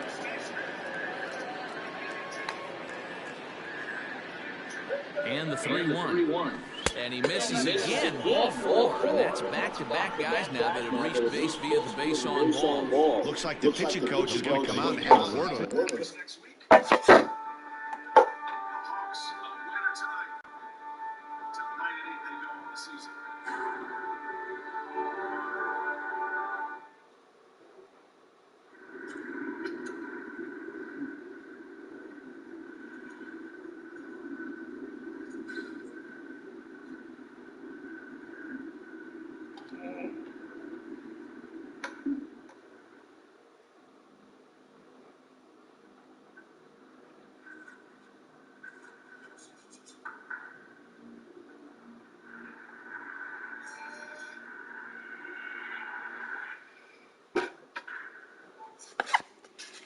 Don't like to see that in the second inning, but once he makes sure he's okay physically, I'm sure it'll be just words of encouragement the rest of the way.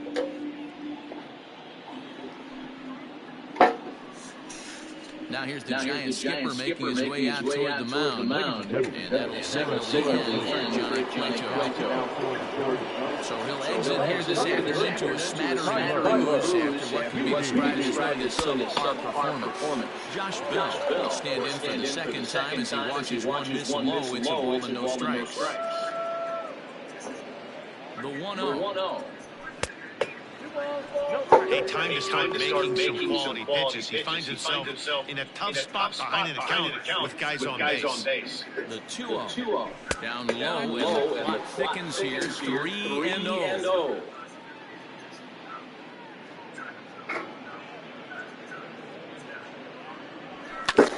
Lifted the other way down the left field line. Heading after is Dickerson. But he can't get there, and it bounces over the wall. It's a ground rule double.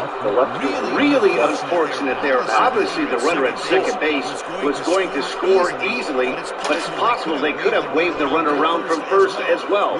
We'll never know, as he's forced to hold the runner at third because of the ground rule double. Up next from Miami, Matt Joyce. He hits here in a spot where he might be able to put this one out of reach. Yeah, Matt, down 5, run across here from very well. Mentally, they might still feel like they've got and they'll have to chase it down around the 382 sign. And the second run will score as well. You simply cannot offer a pitch like this to a hitter.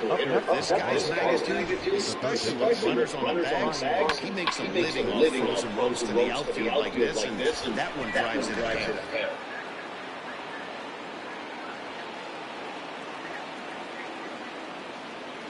At the plate, Brian Anderson. And a swing from him yields a foul pop out of play to the right.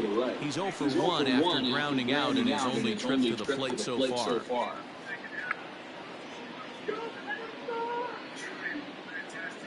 0-1 count. Here's the pitch. Fastball. APA.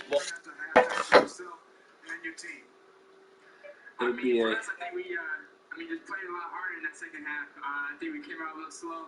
And kind of just gave up a lot of energy and let them just kind of stay in the game. And for us, we just needed to continue to play and just play a little bit hard in that second half. And I think that's what we did.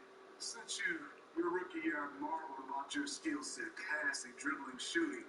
For me this year, I'm marveling about you managing games down the stretch and winning plays down the stretch.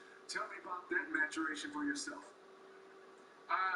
How does this nigga only have 15 points? He had 15 points at the half. Being that type of guy to finish games. I think last year I did an okay job, but could have done a lot better, obviously. And for me, taking it personal and trying to really finish and close out games. And I think that's what my teammates they've been wanting me to do that all year. And for me, I'm really trying to do that for them. Trey, we watched the pick and roll with you and John Collins, the live plays. Now you have a luxury. You have Collins, and also you have Clint Capella. You have two guys. Again, I know it has to be a smile when you can come down the lane. You have two guys with that type of athleticism that you can find way above the rim. Yeah, for sure. It's definitely fun playing with those guys. I tell people all the time, they make my job a lot 15 points at the fucking half. Got nothing. Another one of these dudes.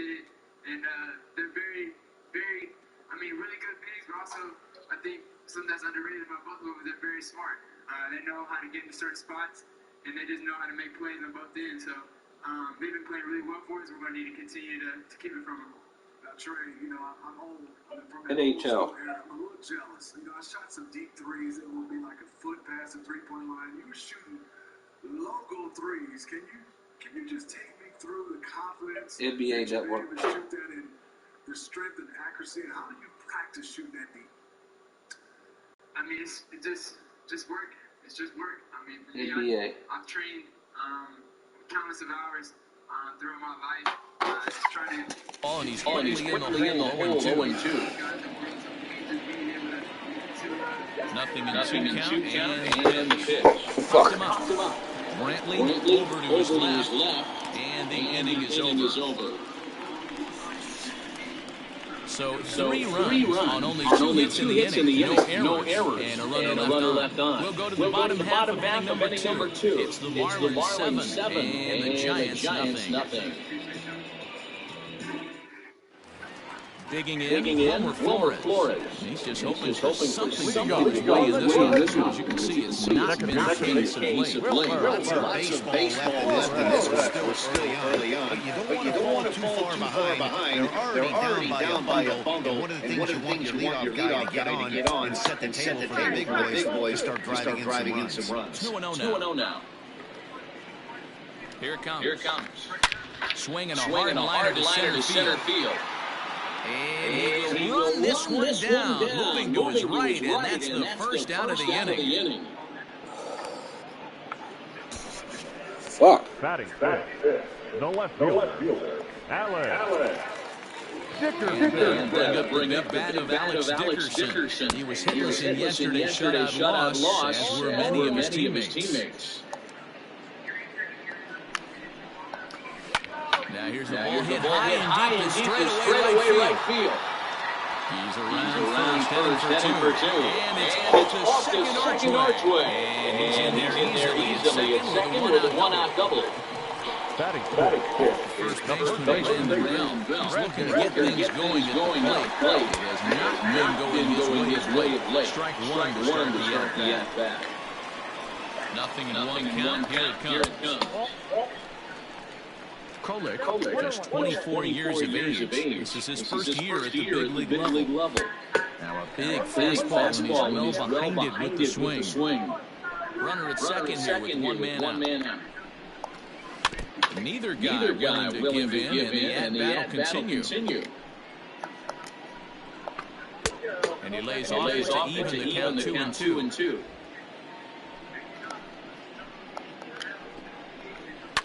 And it's fouled away. It's going to be back to some serious teamwork if he can't put that pitch in play right in his wheelhouse. And a fastball swung on and missed as he just reared back there. Two away. Yeah, as they say, there's a hole in his application. Good job there. That can be real hard for some guys to overcome when teams start figuring out what locations you just can't handle. Here comes the 0-1. Fouled off. 0-2, here it comes. And he'll try to hold up in time, but to no avail as he went around, and the inning is over. Welcome back. Here's Heidi Watkey with the report as we get set for the top of the third. Heidi? Matt, during the commercial break, I had a chance to catch up with manager Don Mattingly about the Marlins' offensive production, and overall, he's really happy with the at-bats they're putting together. He said forcing the opposing starter out of the game before the third inning and posting a bunch of runs right out the gate was huge for them from a confidence standpoint and for their outlook moving forward in this game. The key now is keeping their foot on the gas pedal, Matt. Thank you, Heidi. Trying to pick things up where we left off. Jorge Alfaro, as we are all set to begin the third inning in this one. That last at-bat when he went deep. He turned around a pretty good fastball, so I'm kind of thinking this guy's a good fastball hitter, so I might want to move that ball up and down and in and out. Try not to throw it right down the middle of the plate. Hit the other way out toward right field. And this will be handled by Pence for the first out. So one gun in the inning now, and it's time to check out the standings in the National League West as you take a look at where the Giants find themselves entering play here today.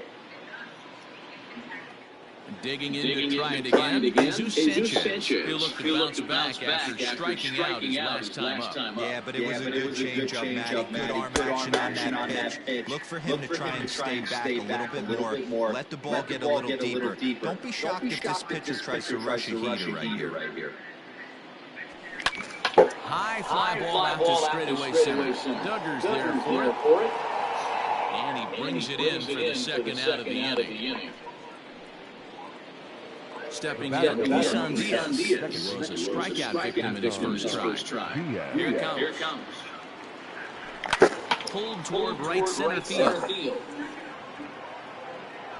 Pence will reach out with one hand to make the catch on the move, and that ends the inning. 1, 2, 3, go to the mark.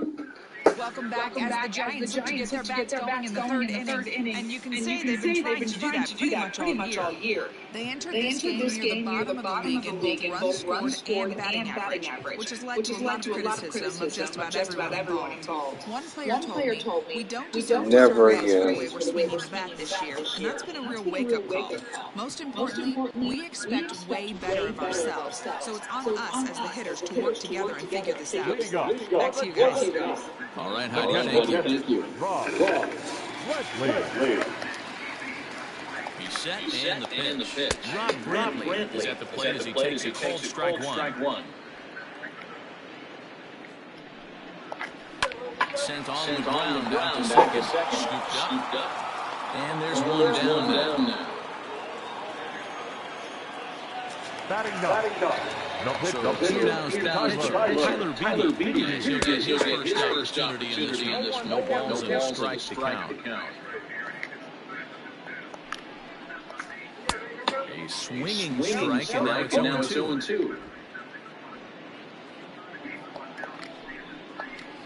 Got him swinging. Chased it well out of the zone, and there are two gone. It's so hard to hit behind the count 0-2. Right to protect for the fastballs. You have to look for the soft stuff down and away. You're really at a disadvantage when you fall behind 0-2. On its way, the 0-1 pitch. Skied into very shallow right. Right fielder giving chase. He's there to track it down, and that'll end the inning. Giants down in order. They need to get something cooking here. It's 7-0.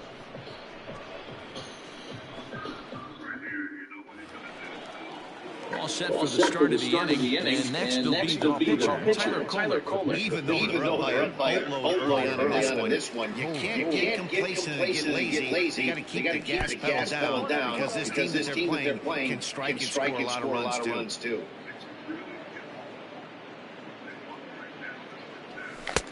Fastball got him to swing it. It's 1-1. Oh, man, was that a hack. He's trying to create his own run support with a swing like that. A ball and two strikes to the Marlins pitcher.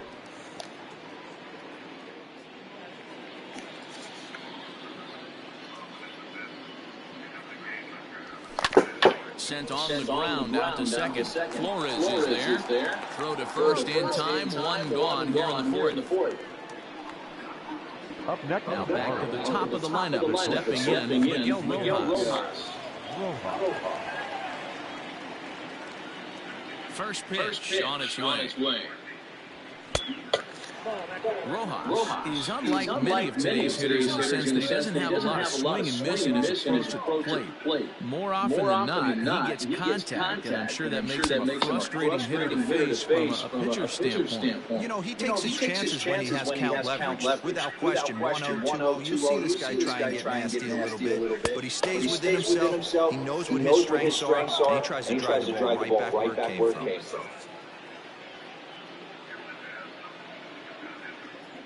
And a fastball misses there, ball 4. Stepping up to the plate, Harold Ramirez. The bat. The right fielder, Harold Ramirez. Here's the first pitch to him. Breaking ball for a strike, 0-1.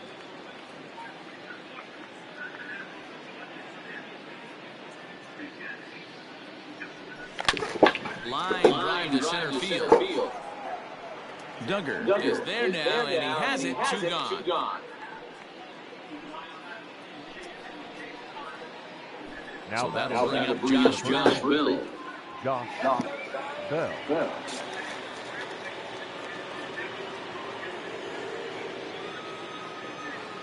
He comes set. Here's the nothing pitch. And he takes a cold strike. 0-1.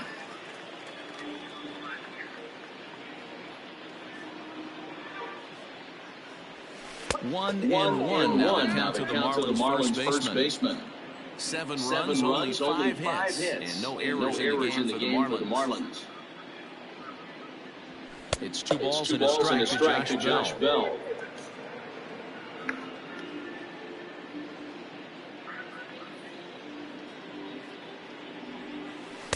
And that's ball 3 now as it just misses below the zone. This is where you cash your checks right here. 3-1, you're one of the best hitters in the game. You live for situations like this. Full count now, 3-2. Now the payoff pitch home. And that misses ball 4. So it's first and second now with 2 out. Now at the plate, Joyce. 2 men on, 2 away here in the fourth. Ready with the first pitch. Here it comes. But facing right-handed pitching so far this season, Joyce carries a batting line a little over the 260 mark. Set to deliver the 0-1. So far this season, Joyce is slugging over 600. That's an elite level if you're not already aware, so he's got to be dealt with very carefully by opposing arms. Check swing here, but he holds up far too late as it strikes. And that'll bring up Steven Duggar. 0 for 1 after he took a look at strike in his first plate appearance. No balls and 1 strike. He's rolling so far in this one as we head into the middle part of this game. How about 90% of his first pitches have been for strikes? If he continues to do that, he just might finish this one. The right fielder, number 8, is the right fielder, Hunter Renz. Into center field, line drive base hit.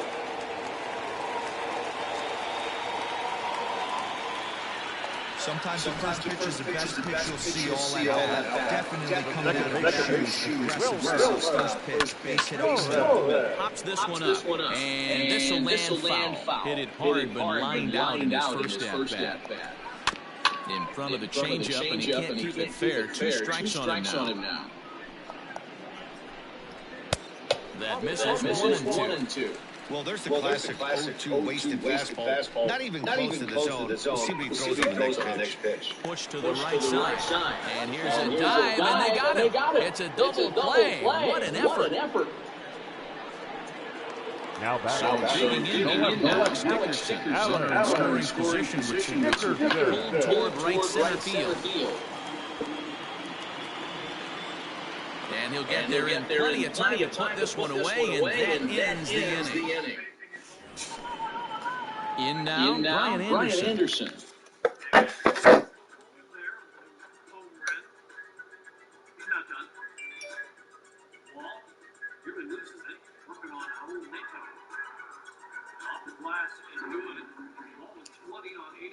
Shooting so far, he has 5 assists as well. He won nothing late, bro. The Wizards 93 and 79.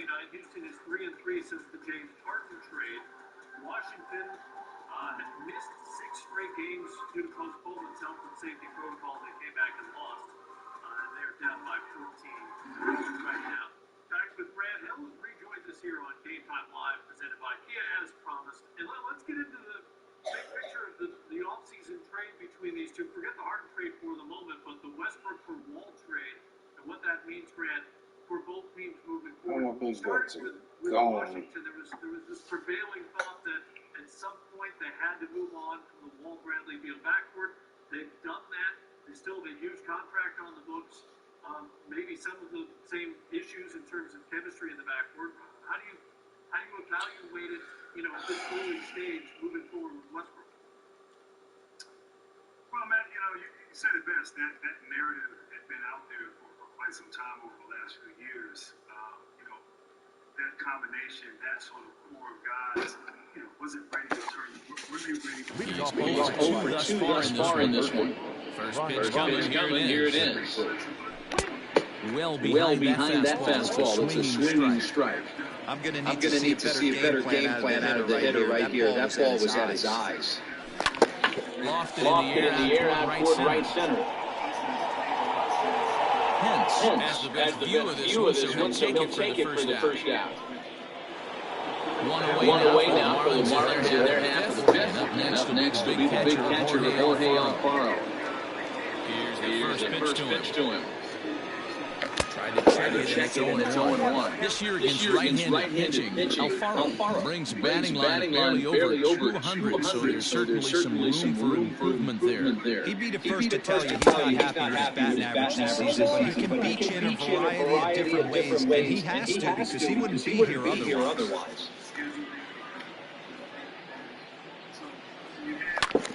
Now this is swung on, and here's another fly ball out to right field. And this is into the alley, and ought to be good for extra bases. Around second now and headed for third. Alfaro takes the turn at third. He wants it all. And he's in the park. They push their lead to 8 now. The fans are not happy, and I can't blame them. And inside the Parker on that hit, there's simply no excuse for that. And everyone in the ballpark knows it. We'll see if he can shake it off and get out of the top half of this inning.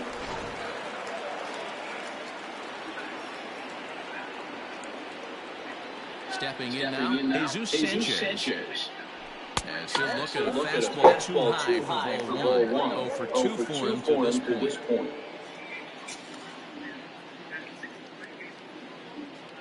Two balls, no strikes to the Miami center fielder.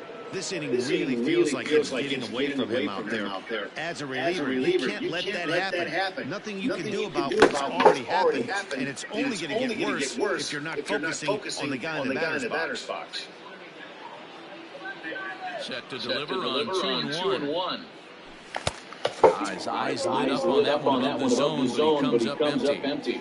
Hey, that's the modern game right now. North-south. Elevate that high fastball and bury stuff in the dirt. Completely different from the east-west we came up playing.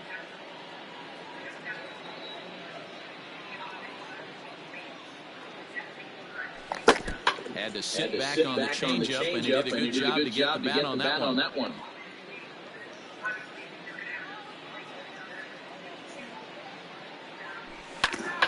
Another one sent foul.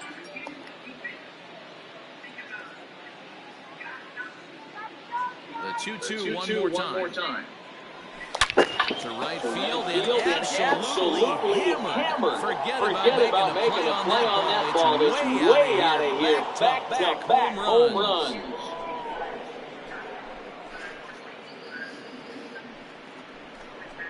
A solo shot here to straightaway right field. Home run number 5 on the year as they push this lead up to 9 now. Well, that was this line's third homer of the game. You know, D-Roll, looks like the boys are dialing long distance from the batter's box so far. Yeah, the pitchers aren't fooling anyone today, Dan. Let's see if this trend continues. Number 60 gets the call from the bullpen to pitch in relief. Now batting. Into the box now, Isan Diaz. As he'll take a look at a slider here that misses for ball 1. No hits to this point.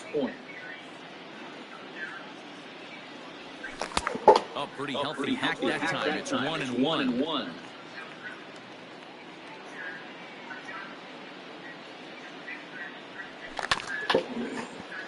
Tried to crush that ball, and now perhaps needs to shorten up with 2 strikes. The 1-2. Still only one out in the inning.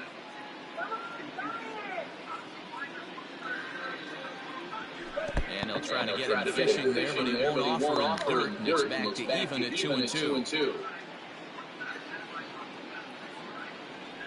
On a good changeup, a swing and a miss, and he's set down on strikes for the second time today. Now to the plate, the pitcher, Tyler Kohler, 0 for 2 here to start the afternoon. Swing, and he rockets this one down the left field line. And that'll get down out there near the wall.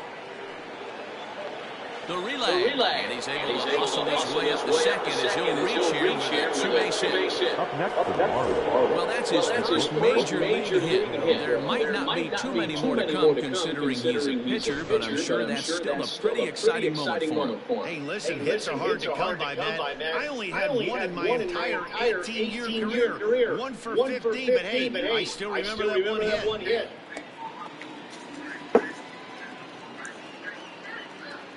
In now, Miguel Rojas. Here's a hard hit ball that caught out there at short. Needed just a little. And welcome back to San Francisco as we send it down to Heidi. Thanks, Matt. Between innings, I was able to discuss the current state of the Giants lineup with their manager, Gabe Kapler. And one thing he mentioned to me was the lack of discipline he's seeing out of their at-bats right now. He said they've been chasing pitches up the zone all game, which obviously doesn't lead to good results. Until they start being more selective with their swings, he said they will continue to struggle. Thank you, Heidi. And boy, big problems here to start this at-bat. It's 0-2 now. Made him look silly with that one. Tried to get him to go after one below the knees, but it's 1-2. Boy, he sped him up in this at-bat. Now it's time for the changeup.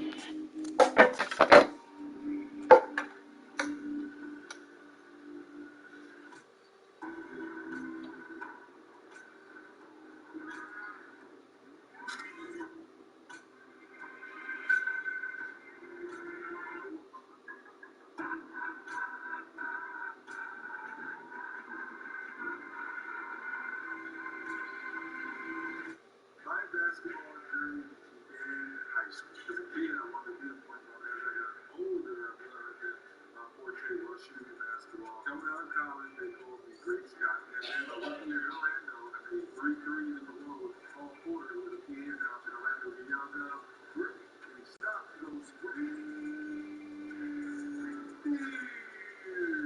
football world. I like that. And I'm now grading on NBA TV.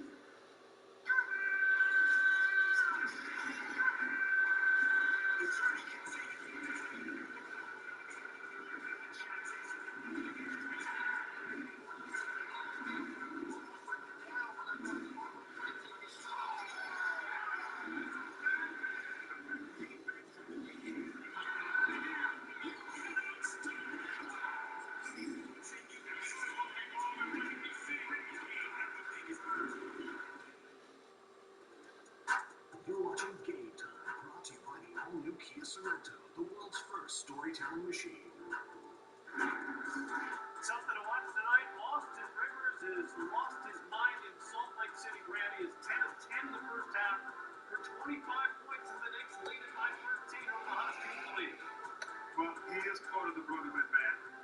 Definitely the Knicks playing huge right now.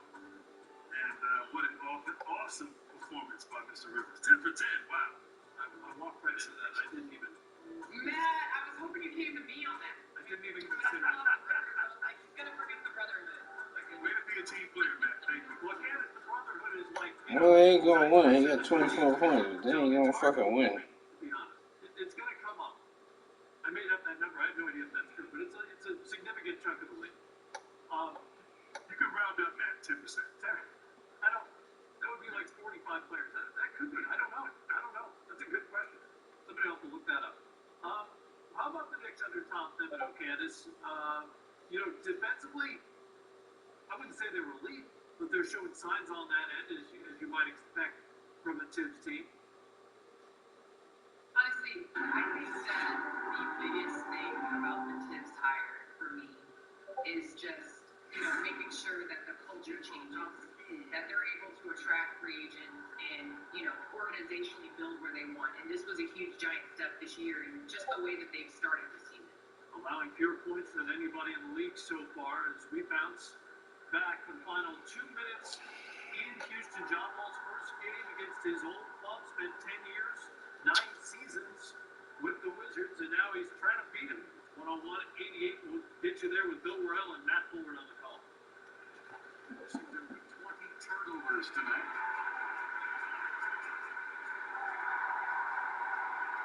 Oladipo picks out Boogie in the corner. Got it.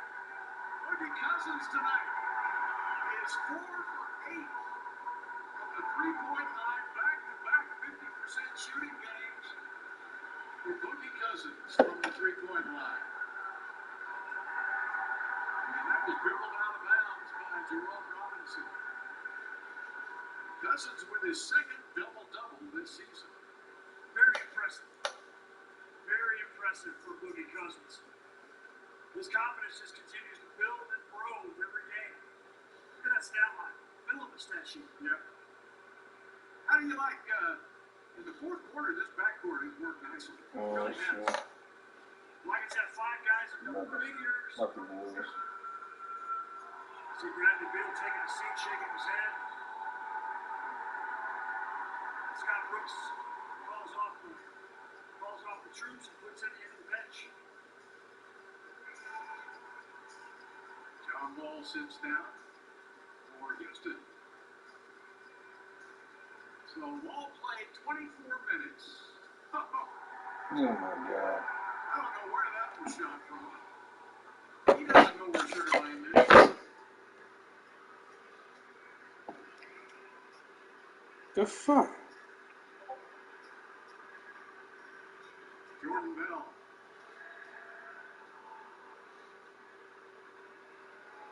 Rockets player of the game. This guy's got a good one, and he hasn't thrown it yet in this at-bat. I'll tell you right now, this guy has a shutout going, and it's been all business. He's trying to pick his red zone, and he's attacking each and every one of these hitters up to this point. On its way, the 0-1 pitch. 1-1. You know he wants that on the mound, especially if it would have made the count 0-2. Didn't get it though, so now you have to make another quality pitch on 1-1. The 2-1. No runs, 3 hits, and no errors on the Giant ledger to this point. This one's outside, quite a bit off the plate that time. Looked to me like he tried to do way too much on that 2-2 pitch. You don't have to come into the zone in that count, but a pitch that far outside isn't going to tempt anyone to swing. The next 3-2, and a fastball blew it right by him, and 2 down. Talk about blowing it by a guy. Jeez, I mean, that fastball was way behind him. The swing came to the zone. I have to think he was waiting for something off speed, but he just couldn't pull the trigger on that fastball. Bases are empty here with 2 men out. And he lays off here. It's a ball and a strike to the Giant backstop. And this one runs a little too far in. Ball 2. Now the 2-1. Grounded to short. He's got it. Throw on the belly first, and the side is retired. Top half of the 6th about to get started. And next will be a speed threat in the form of outfielder Harold Ramirez. Swung on and lifted into shallow center field. In there, base hit. Hey, listen, when you have a good sinker, you have to throw it, but he's going to have to get the ball much lower in the zone than that last one. Yeah, from the offensive side, Dan, two-seamer, pitcher, sinker, baller, what have you. You're looking for that thing to pop out above the belt, and that's exactly what happened right there. Miss middle.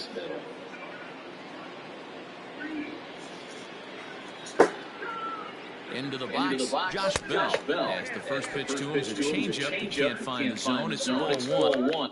It was a walk in his last trip. Ripped on the ground to first. Oh, look at the stop by Son of a bitch.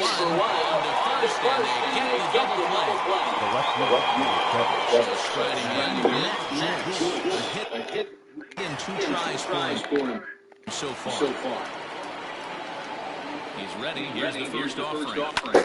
Lifted in the air out to left field. Dickerson's under it. Makes the catch, and that'll retire the side. 4 pitches, all it takes to do in the Marlins. But they hold it. Evan Longoria is going to come off the bench. He has to lead off the bottom, running number 6. And the 34-year-old looks a strike, gets 0-1. And he's a guy looking to break out in a big way. Hasn't been getting the results he or his club have been hoping for. Fastball pulled, strike 3, and there's the first out of the inning. Well, you can tell by their approach that they're going to go up and try to be aggressive off this guy, but he's taking advantage of that. He's pounding the zone with strikes, and right now we're seeing a lot of swings and misses, and a lot of strikeouts, and no walks either. Joyce is going to get there as he backs up to put it away, and there are 2 gone now. Standing in, Steven Duggan, a hit in 2 at-bats for him at this point in the ballgame. Now a strike called in the upper part of the zone. Boys, we see the pitch count. It's hard to remember the last time we saw a guy pitch this efficiently. Hey, this guy has really been attacking the zone. And this lineup has been more. And we'll have to leave it there as the play is made here to end the inning. Nothing doing here this half. We're through 6 full. The Marlins lead it 9-0. Tony Watson comes on the pitch now, hoping for better results than the other arms that they've run out there in this one. Tony.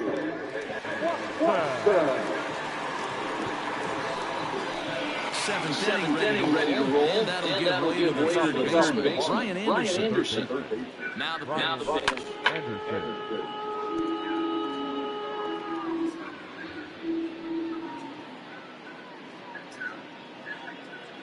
The 0-1 pitch. 1-1. And now the Giants are going to get a left-hander up and throwing in the bullpen.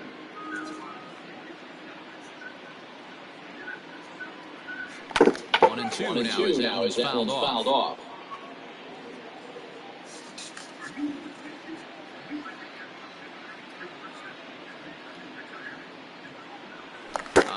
Oh my God. As he swings and misses for the first out. Ready now for the Marlins.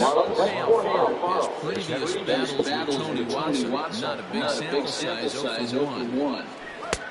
And they started out with a slider, good spot, but he doesn't get the call. 1-0.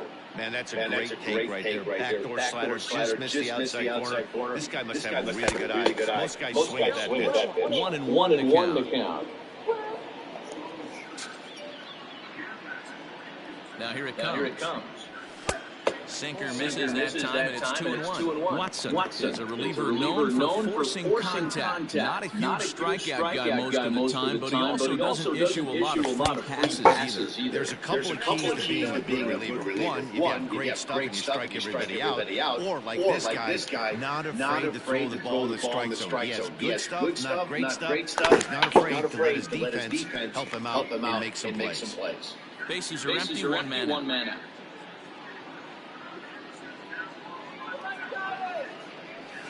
And he strikes him out as well. So make it back-to-back punch-outs here to the first 2 men he faces out of the bullpen. Up next for the Marlins. Striding forward now. He's Sencha. The first 2 men in the inning have both gone down via the punch-out, so we'll see if he can fare any better.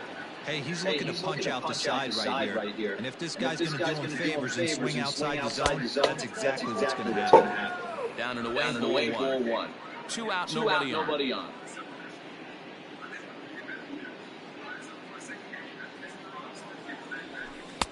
Just off the inside corner, taken for a ball.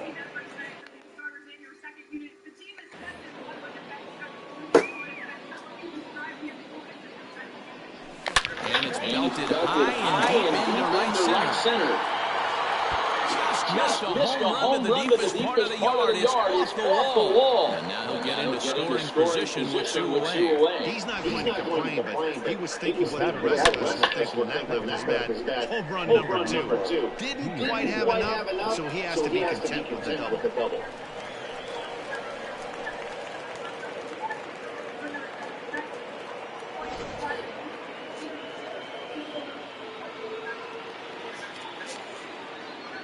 Standing in now, Isan Diaz.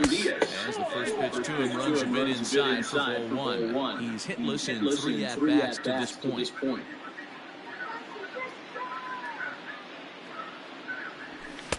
A ball and a strike. Same pitch that time, the sinker, but it looked like he made a good adjustment with it. Yeah, Matt, that's a great point. Released it from out front much better that time. I just think he wasn't real happy with the first one he threw, so he wanted to get the feel back for it. He gets him to wave at that one. It's 2-2. He's staring a hat trick in the face right now after that swing. He has just got to find a way to zone up a little bit. You cannot expect to make solid contact chasing stuff outside the zone. 2 out here in second. This is in the air out to straightaway center. Duggar's there for it, and that ends the inning. Now to the plate, Hunter Pence. A hit in 2 tries so far. It doesn't look very promising so far on this one as we move into the later innings. Down by a bundle, it's time to get some base runners and hopefully a long ball to get them back into this one. 1-1 the count now. The pitch. Ground ball sent back up the middle. And a base hit. So early trouble to lead off the inning. There's a hard hit ground ball. Pitcher not able to get a hard single. Wilmer Flores at the plate now as he looks at strike one. He's ready. Here's the 0-1. Oh, got him to swing out of his shoes on that one. Nothing in 2. Hey, you know the pitcher right now, he's looking for that best friend, that double play ball. This is where you have to really be disciplined at the plate and make sure that you get a pitch that's above the knees that you can get in the air. Swung on and missed. Really fooled him that time for the first out. That was some nice execution on that pitch. Spotted it nicely down the bottom of the zone. And when you do that, especially with 2 strikes, not a lot of guys are going to hurt you. You're going to get a lot of ground balls and swings and misses down there. Down the first baseline. Foul ball. 1-1. 2 balls and a strike. You got 2 balls, 1 strike. Now a big fastball, and he's well behind it with the swing. Runner at first here, one man out. A bullet to first base. And the runner gets back, no double play. The first baseman now San Francisco second and standing in now. Hitting first baseman Brandon Bell. Bell brings it in, and he'll step on the bag himself, and the inning is over. Giants leave 1. They're down 9-0. leading off for next to hit will be the pitcher. Number 54, and an opportunity here for a fourth plate appearance here this afternoon. You have to say he's really earned it. This one almost in the books. The story was clearly the long ball. What are your thoughts on this offense, fellas? Well, Manny, I don't know what your thoughts are. When the weather starts to warm up and the ball starts jumping out like this, it's clear that the pitchers need to start making better pitches. Yeah, just great approach. No one really chased today. Really stayed staunch on their ability to get that pitcher coming to the heart of the plate. They did damage. First pitch of the at-bat on its way. Miguel Rojas is at the plate as he looks at 1-1. Obviously, the game plan wasn't to let this guy beat you right here. He's already walked twice, and that pitch out of the zone tells me they want nothing to do with him. And did he go around? No, he did not. Ball two.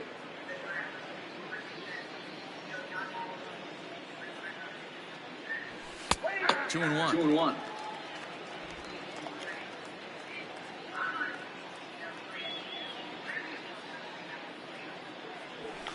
All even now, 2 and 2.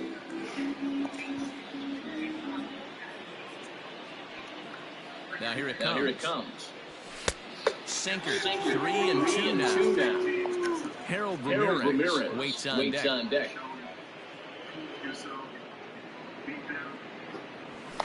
Hit weakly back to the mound.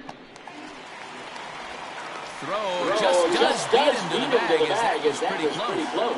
The bat. I thought this might happen based on how close that play was. They're looking at the replay in order to make a decision on challenging the out call on the field. And indeed, they will elect to challenge the call. So the umpires on replay duty in Manhattan will review the play from all of it. So here's one last look at that replay from another angle. There has to be indisputable evidence in order to change the call. And boy, I'll tell you what, I just don't see it there. I'd be pretty surprised if this challenge works out for them in this case. Headsets coming off. Here comes the decision, and he is indeed out as originally called. So they lose the challenge and the ability to use any further challenges for the rest of the game.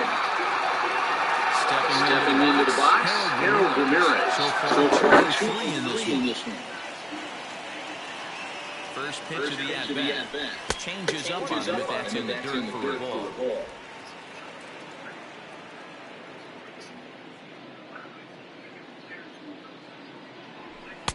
Perhaps a little low there. It's 2-0. That's where he wants that sinker to end up. But that was a nice job of laying off. Here he comes on 2-0. Shoots this one over the first. And a reach, but it's by him as he couldn't quite get to that ball. Yeah, that hard hit single right there. That's clean. 3 for 4. He's looking locked in. Josh Bell.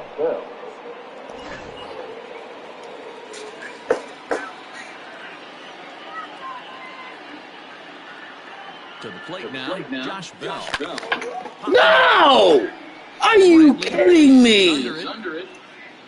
Oh, I thought that was a knockout punch.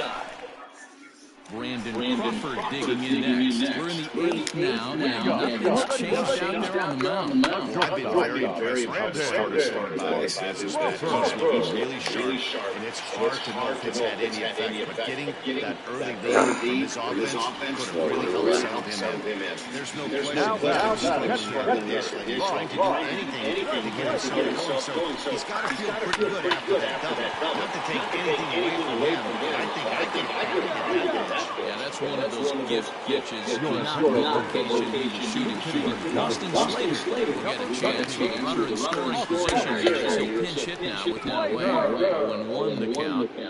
One out and a runner on second base. Had him reaching at thin air that time, and he's very quickly down 0-2. You see that swing right there? You know what that tells me, boys? That this pitcher is doing his job right here. But also, the offense is obviously not picking anything up today. And now here's the ball hit pretty well out toward right center field. And this is run down out there in right center as the runner tags from second.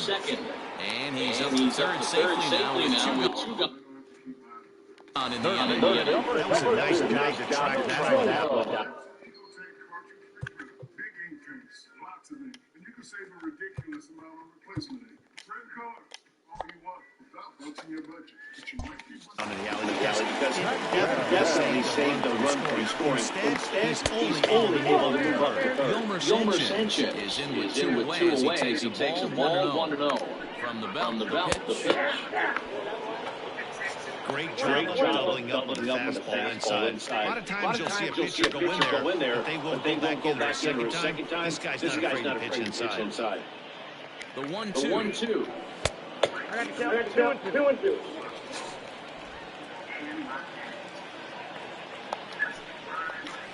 This is his high in the air out toward left center. Sanchez is there, and he puts this one away for the third out. So a great job there working out a potential trouble. Marlene Garcia is now in the mop-up role, so she'll try to keep the deficit right where it is. Harlan. On its way. Matt Jones swings and misses there, so he's down 0-1. Garcia matches up here in this one against his former employer. There was a waiver claim earlier this year. Yeah, guys, I always think it's interesting to play your role uniform. Maybe say hi to everybody you got accustomed to seeing when you were previously here. But then once the game starts, it's all business. And he fouls this one off.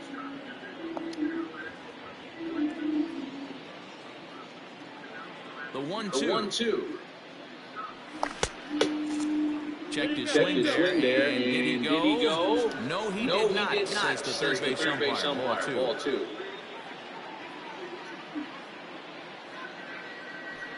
Started to go around, but he's able to check his swing for ball 3.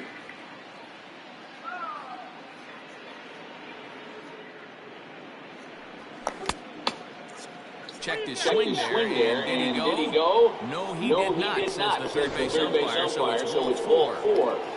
Now sliding into the box. Brian Anderson sat down on strikes in his last at-bat. Here's the first pitch to him. Oh, and a hard pitch in the at-bat. It's 0-1. Hey, not too often we see this hitter come outside his game plan, outside the zone, but that pitch was just so tempting. Fouled away. Nobody out runner on first.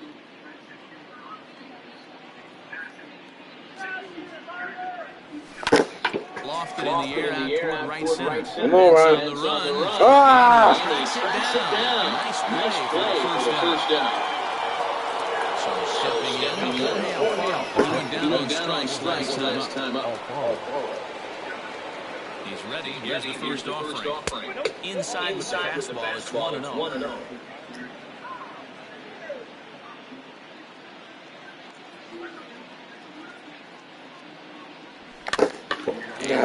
popped up near second base. There to take it in is Flores, and there are two away now. Now batting, the center fielder. Ready for another shot now. Jesus Sanchez. He doubled his last time through. Yeah, give me a repeat performance in that last double. With a man on first right now, let him run, get you a ribbon. And a fastball to start things out here. Not close. It's a ball and no strikes.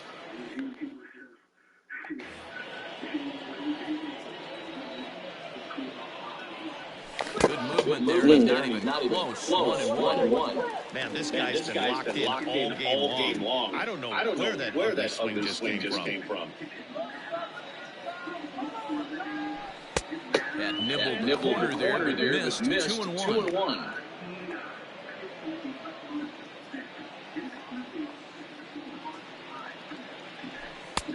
And here's a fastball taken too low, and he works the count to 3-1. 2 out with a man at first. Oh! Crawford has a play. And the inning is over. Stepping in, Steven Duggar is going to lead things off in their half of the night. They try to avoid the dreaded shutout. It's never a good shutout. And over the course of the season, it's bound to happen a few times. They've just been overmatched by good pitching. Giant center fielder ahead with a 2-0 count. Swing and a liner. A leap, but he can't bring it down. Base hit. And that's just another base hit in a long line of innings. Seems like he's like Number 8, Hunter. 10.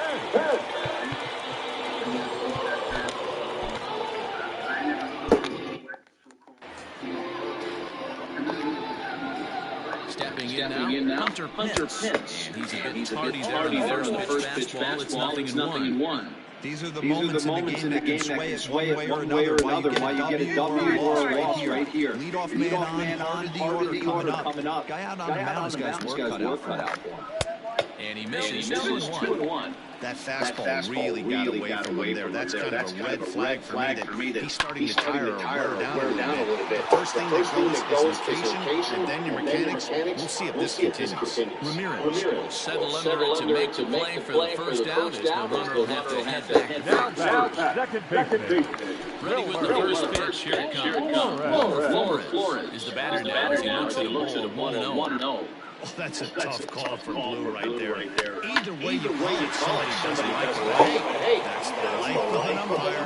On to first, and he rolls a double play ball to end it here as this ball game is over. Wow, not only are complete games rare in this day and age of Major League Baseball, but a complete game shutout. This guy was in total command from the first inning through the ninth. Totally dominant in this one. A 9-0 shutout final in this ball game. The Marlins put up a 4-spot in the opening frame on the way to victory. Tyler Kohler earns his first win of the season. Johnny Cueto struggled and gets the loss after giving up 6 earned. So that just about does it for Mark DeRosa, Dan Plesac, Heidi Watney, and our entire crew. I'm Matt Vasgersian. You've been watching MLB The Show. For more, make your way over to theshownation.com. For this afternoon. First, for the victorious Miami Marlins. 9 runs, 11 hits. No errors. They left 7 on base.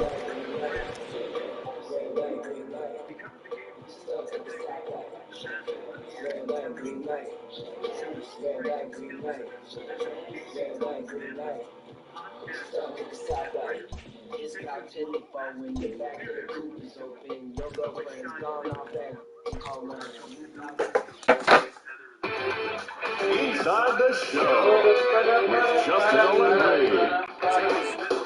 The beginning of the work week, and welcome to Inside the Show. Looking first at the NL East, the Miami Marlins hit 3 long balls as they dismantled the Giants 9-0. Heading into the day, the Giants sit in 4th place in the National League West, while the Marlins sit in 1st place in the National League East Division.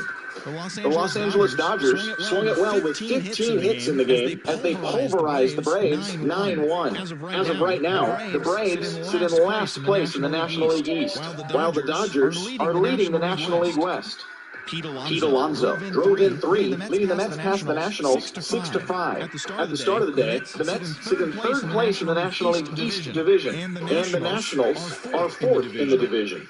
The Phils had 12 hits as a team as they dismantled the A's 9-2. In the standings, the Phillies are in second place in the NL East, while the Athletics sit in third place in the American League West Division. The Milwaukee Brewers have 13 hits in the game as they ran over the Reds 13-4. Entering today's action, the Brewers are in fourth place in the NL Central, and the Reds are second in the division. Kyle Schwarber played 5 on the day with 2 big flies as the Cubs took down the rival Cards 9-8. He is currently among the NL leaders in batting average. Heading into the day, the Cardinals sit in third place in the National League Central Division, and the Cubs are atop the division. The Colorado Rockies have 12 hits in this one as they sink the visiting Buccos 5-2. As of right now, the Rockies are in last place in the NL West, and the Pirates are in last place in the NL Central. The Arizona Diamondbacks earned the 3-game series sweep as they grabbed the victory over the Padres at Petco Park 7-6. At the start of the day, the Padres are in third place in the NL West, and the Diamondbacks are second in the division. The O's totaled 11 hits as they took down the Rays in St. Petersburg 4-2. As of today, the Rays are in last place in the AL East, while the Orioles are fourth in the division. The Yankees racked up 11 hits as a team as they took down the Red Sox on the road 7-6. Entering today's action, the Red Sox are in second place in the AL East, while the Yankees are atop the division. The Toronto Blue Jays knocked out 12 hits as a team as they took down the Tigers in Detroit 7-6.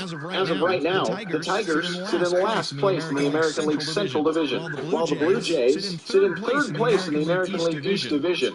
Jorge Soler was fantastic at the plate, collecting 5 hits, helping the Royals push past the Twins 9-3. He is currently among the RBI leaders in the American League. At the start of the day, the Royals are in fourth place in the AL Central, while the Twins are atop the division.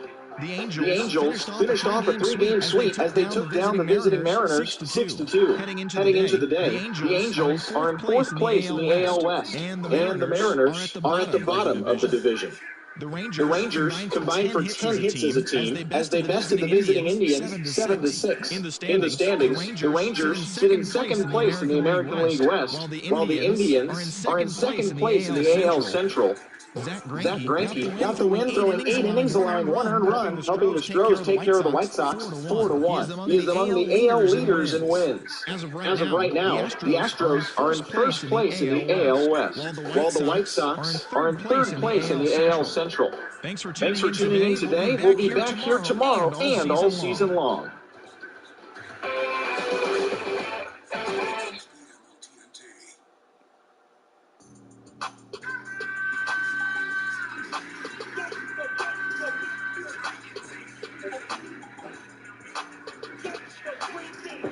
I know that we got it, I might even guarantee it. This is me every time we bring it to a paraplegic parachutes. Got the Indy on them, make a stand, see him bring playing for him. Now you ought to know I'm wearing free ones. When you go for me, I gotta know is there a reason it was so tough. I kinda had to think it would be one.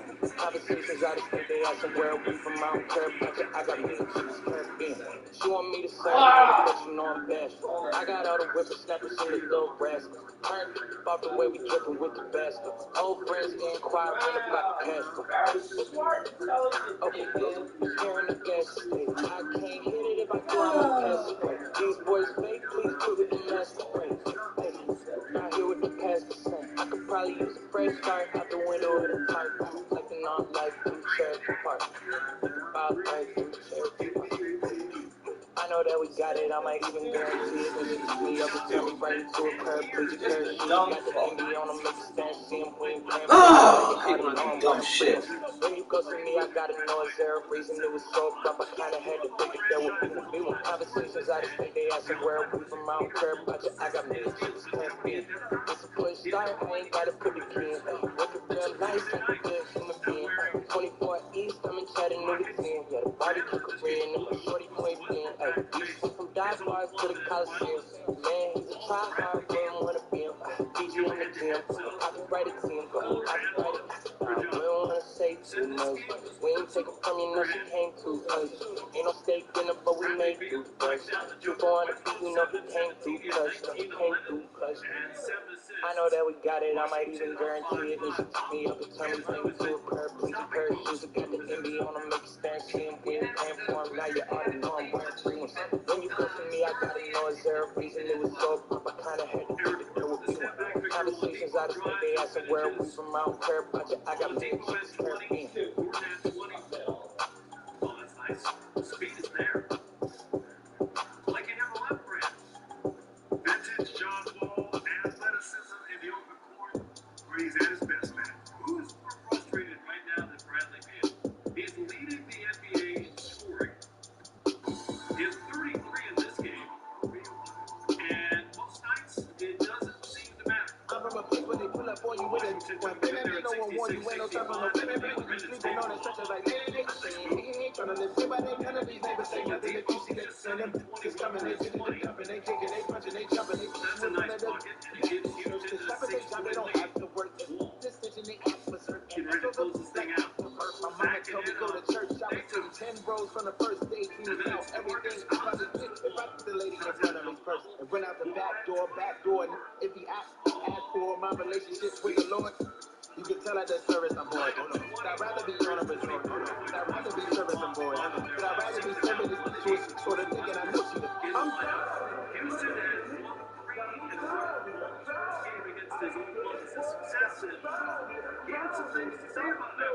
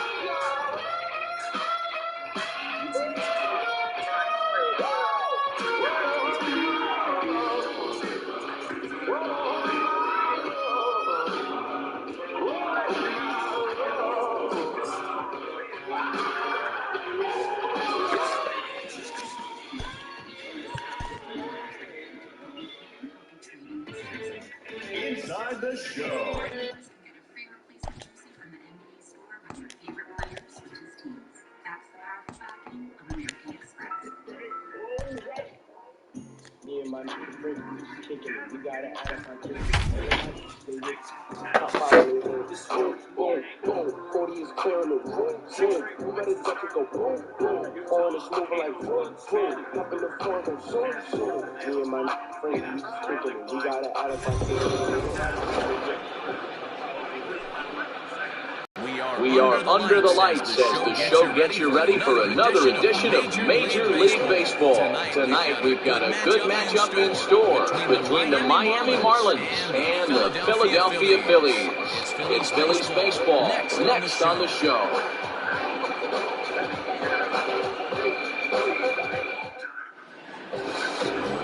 Aaron Nola gets the ball for Philadelphia in this one. Dan Plesac, what's the word on it? Hey, Aaron Nola coming on the pride and joy of Louisiana State University. Kind of a four-pitch mix. Fastball, slider, curveball, and change. None of his pitches rate really on a scale of 10. None of them 8s or 9s, but he's solid on strikes. You'll know early if he's on, he'll induce a lot of ground balls. These Phillies, as they enter play here tonight, fellas, they begin the series feeling pretty good about the way things have gone as they come to ride a 4-game winning streak. Yeah, Matty, I'm looking forward to this one. They got their ace on the mound today. You get to the ballpark, you're ready to go. You're watching video.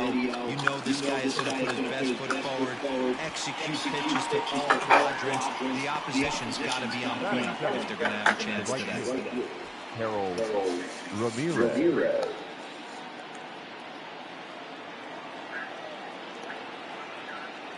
First pitch of the at-bat.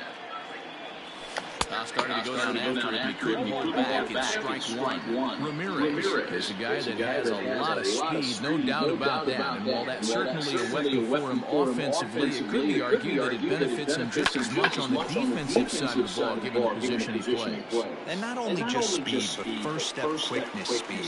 Are the Knicks losing this fucking game? Cannot get to. And sometimes that's half the equation. The first base, number 55. So that'll bring up Josh Bell. Oh, God. Y'all were up 10. How you down 10? Skied in the air in the straightaway left. McCutchen is under it. And that ends the inning.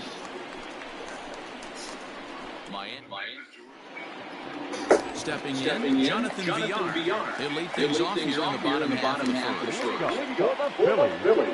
And he gets in here with a fastball, strike one.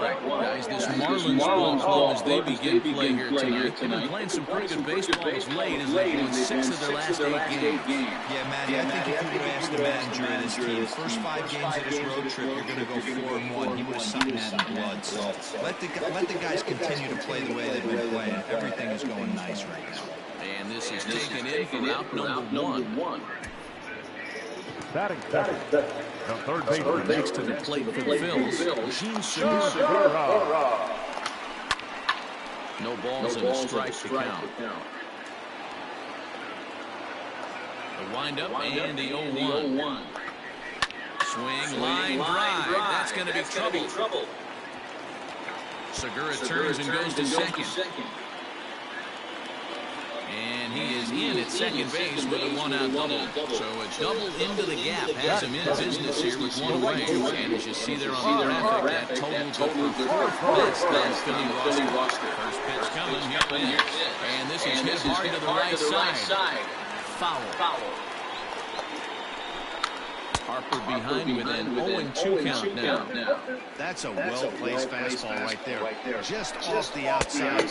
If you can get guys to expand the strike zone and go after that pitch, you're going to have a lot of success. No luck that time, though. So he punches him out looking at the fastball. Bryce Harper becomes out number 2 this inning. No balls and 1 strike. He's set. The 0-1. Well, you can see he's coming right at this guy, just pounding the ball in the strike zone. He certainly has the... And we'll have to leave it there as this is strike 3, and that will retire the side. Back-to-back strikeouts. So now just every day, having the same habits, consistently doing, what's expected on both ends of the floor. It's about defense, about rebounding, and about chemistry. And chemistry is one of those things that it's hard to sort of enforce or or teach. It just is. And this team has it. They really enjoy playing with one another, playing for one another. And, you know, Quinn Snyder's system, the ball must move. The ball finds energy. They're so unselfish. They shoot the ball so well from the perimeter. There's multiple guys who shoot a high rate of three-pointers and shoot them efficiently.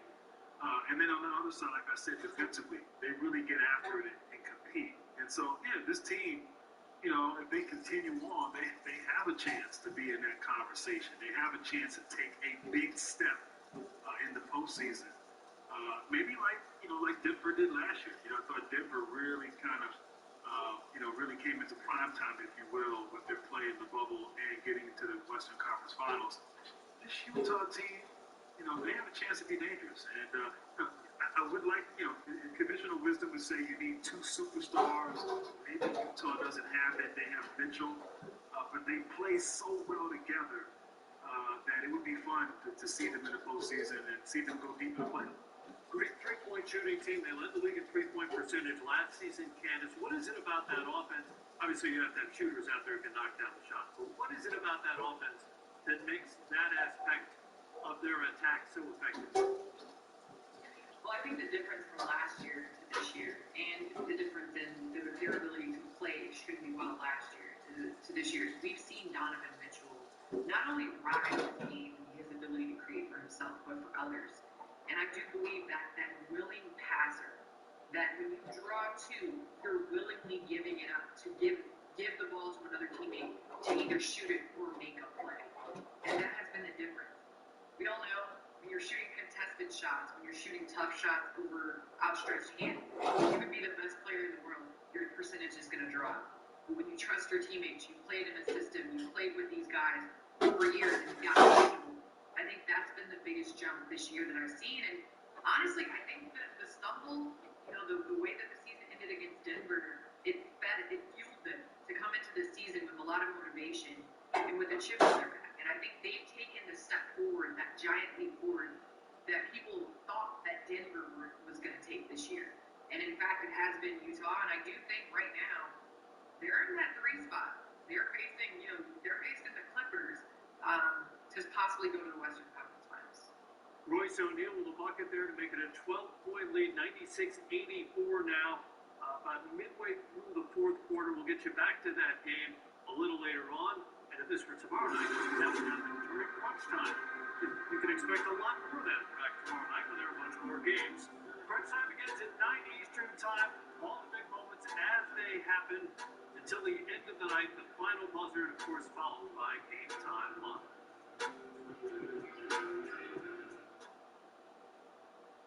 This is a color laser print, and this is the color toner cartridge. It's so expensive, people just print in black and white so they don't have to keep buying. Walk with me. That's love. The Epson EcoTank cartridge-free printer. Big ink tanks, lots of ink, and you can save a ridiculous amount on replacement ink. Print color, all you want, without busting your budget, but you might be busting the move. The Epson EcoTank, just fill and chill. Available at touchofmodern.com. We always surprise, excite, inspire, because our expertly curated products are never ordinary, never mundane, never in a million years what you'd expect to see or imagine you'd ever have. Here's to the thrill of discovering the next exceptional and unexpected product. Check it all out at touchofmodern.com. Who's that? A free TurboTax live tax expert. Why do you need a tax expert? His advice is free, and I can file it for you. Is my son still a dependent if he eats my food? File a simple return for free, now with advice from a TurboTax live expert. Why stay inside the lines when you can add some flavor to everything around you? A little cheesy here, arms of color there. Discover the possibilities at just $1. Taco Bell's $1 loaded nacho taco. It's value beyond belief. Might be over $100 a month for cable when it's half the cost for Fubo TV. Get all the channels you want with all the entertainment you love for the price that cable can't beat. Try free. Just because a car looks like a good deal online doesn't always mean it is. That's why CarGurus looks deeper. Every detail goes into our ratings, and cars are rated from overpriced to great. And to be great on CarGurus, you really have to earn it. Only 3 of 10 cars have what it takes to be rated good deal or higher. So you'll no longer wonder if that car you like is a good deal, because it truly is. Go to CarGurus today and shop safely with CarGurus contactless services. Y'all ready for long ride? I'm talking long. That's why I use triple protection on my sweater pants. You gonna be much more. This is gonna be a minute. Get to crunch time. Look who's on the floor. Step back 3 on the way. Take down the strap, make right decision. Every clutch play from every NBA game with full-round coverage on NBA Crunch Time tomorrow at 9 p.m. Eastern on NBA TV.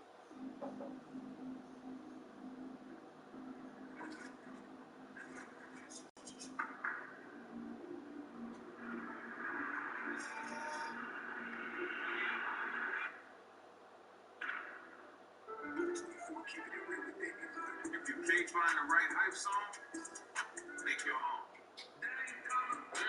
Old 24 energized, lower in sugar, and has caffeine. That's hype. Old 24. My basketball journey began in high school. As a kid, I wanted to be a point guard. As I got older, I realized that my forte was shooting basketball. When out of college, they called me Great Scott. And then my rookie year in Orlando, I made 3 threes in a row. Paul Porter was a PA announcer in Orlando. He yelled out, "Great!" And he stopped and goes, "Three."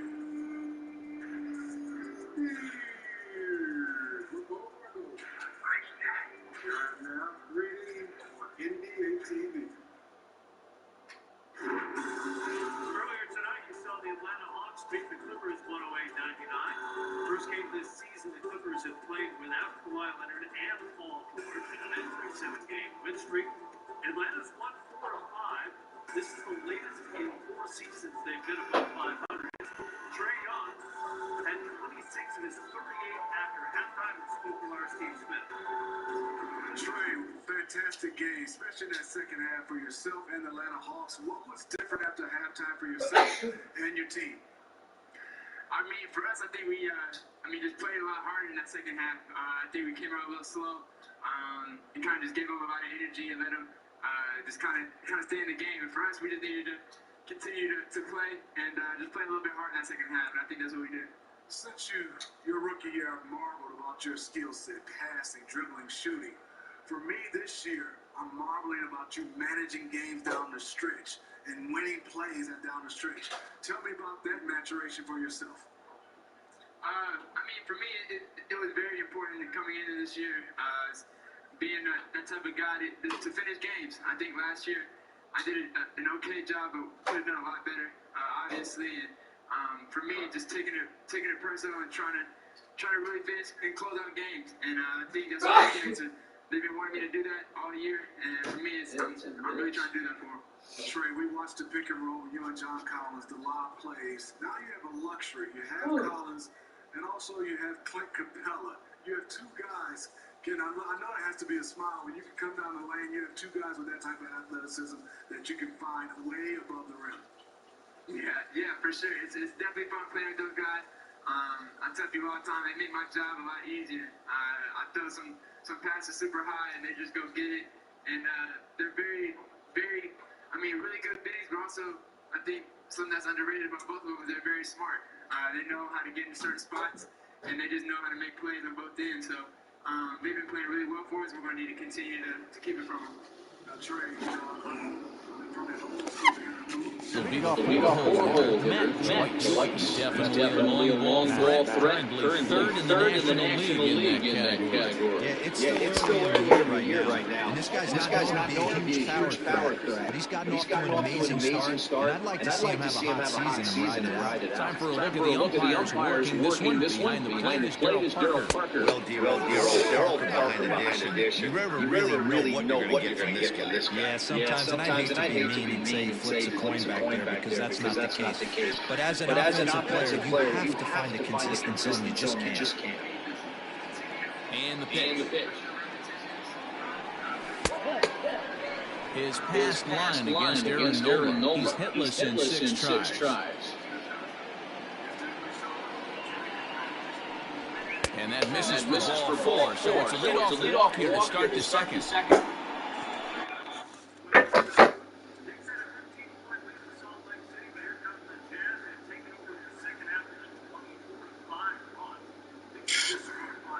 $24-5.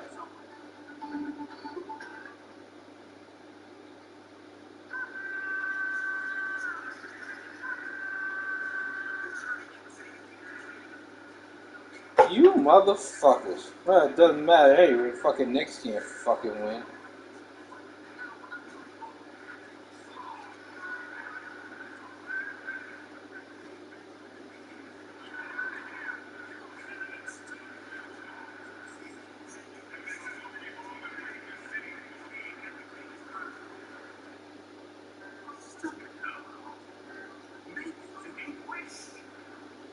Plus 11.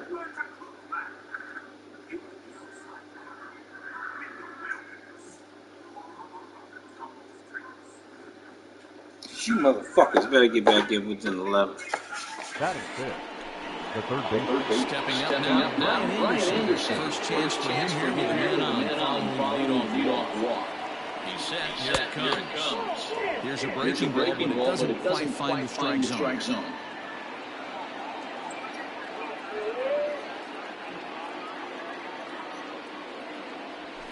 And it's fouled away. Joyce aboard here at first with nobody out.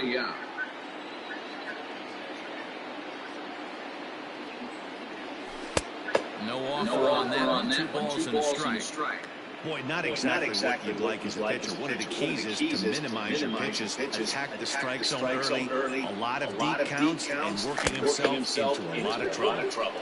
2-1 pitch, a knuckle curve, swung on and missed, 2-2.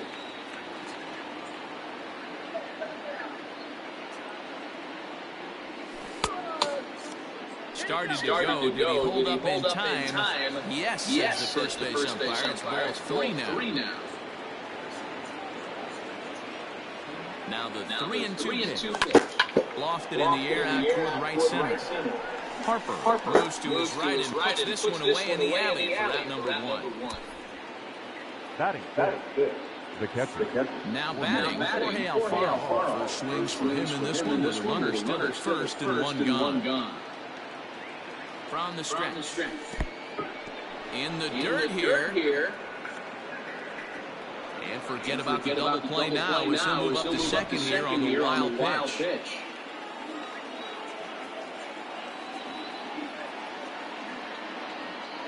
The 1-0 home. A swing and a miss, strike 1. That's what you call a challenge fastball right there, boys. I don't know if he was necessarily trying to miss up in his zone like he did, but he got away with it right there. Fastball line. Count moves to a ball and 2 strikes now.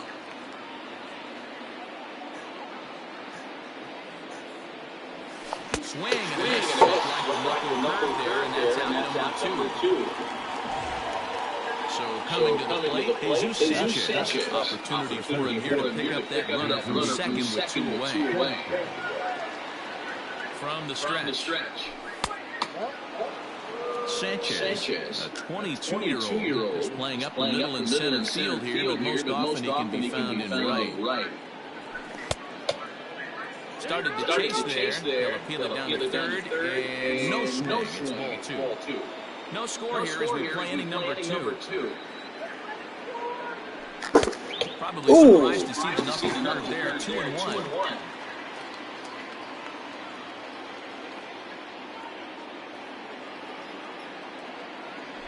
Hit well on the ground to first. Hoskins gathers in, and he's still on the bag himself, and the inning is over. So no runs here, no base hits, no errors, and 1 man left on base. On now to the bottom of the second, and they fucking suck. Now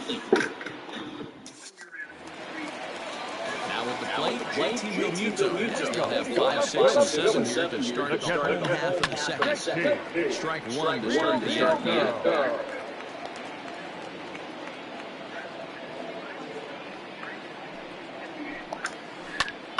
Here's a foul ball just off to the right as they get ahead of him here, 0-2. The windup and the 0-2 pitch.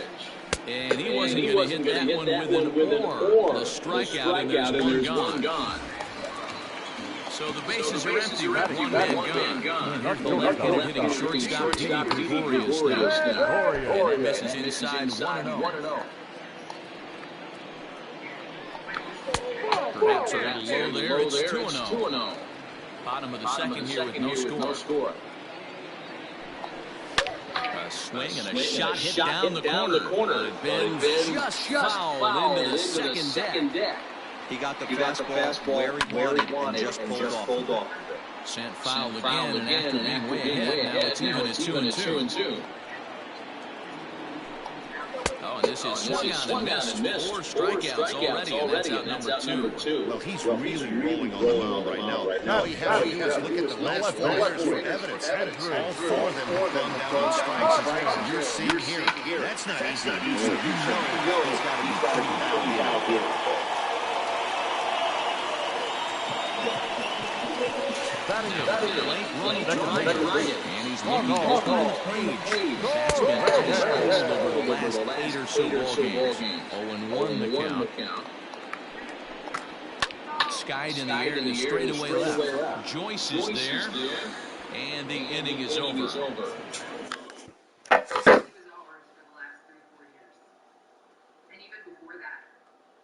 Talking to him about, as a women's basketball player, he'd be like, why do you keep saying women's basketball player? You're a basketball player. You're a baller. That's what you do. And I just am really thankful for the times that we've had and the messages and the legacy and the blueprint that he's left behind. Because there's not a lot of individuals that can leave an entire blueprint of what his intentions of doing. And I just think all of us need to carry that on. And my thoughts and prayers are with Vanessa and the girls. We love you so much, and we'll always be here for you. And Kobe's impact was far greater than the sum of his resume, Grant, and more far-flung as well. Perhaps in part because of his own international background growing up in Italy, perhaps because he came about as a star in the internet age, when folks all around the globe could see him. He was an enormous international star. What do you think his ultimate impact on the game was? Well, Matt, you said it best. I mean, he was a star. He was a star before he was a star. I mean, I remember, meeting him in high school his senior year and then watching him come into the league. And before he was, able to ascend to these incredible heights, he had that it quality. He had that, you wanted to watch him and you knew that he had something special. And of course, he delivered. And, just incredible. I mean, Candace said it best. He had a blueprint. He was focused. He was, a lot of people say they want to be great. They want to be an MVP. They want to be the best. But not everyone is willing to put in the work and the sacrifice and the commitment that's necessary to do just that. And at such a young age, Top of the third set to get underway, and that'll bring in this. Very intentional, very deliberate in terms of how we went about that. And I think, as his career sort of wound down at the end, I think we all sort of, as fans and people all over the world, really grew to appreciate and understand, just how magnificent, his career, his story was. And, second baseman, Isan Diaz. Here comes the first pitch. Hit hard, but foul.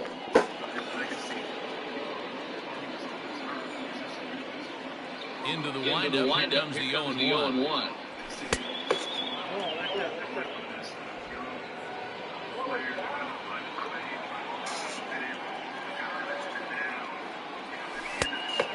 Now a change-up, but it misses just a little below the zone. Well, we all know he's not the greatest thrower with the bat up there. His numbers certainly aren't that pretty. But hey, I give him credit. He's really working the count right here. 3-1 to him now.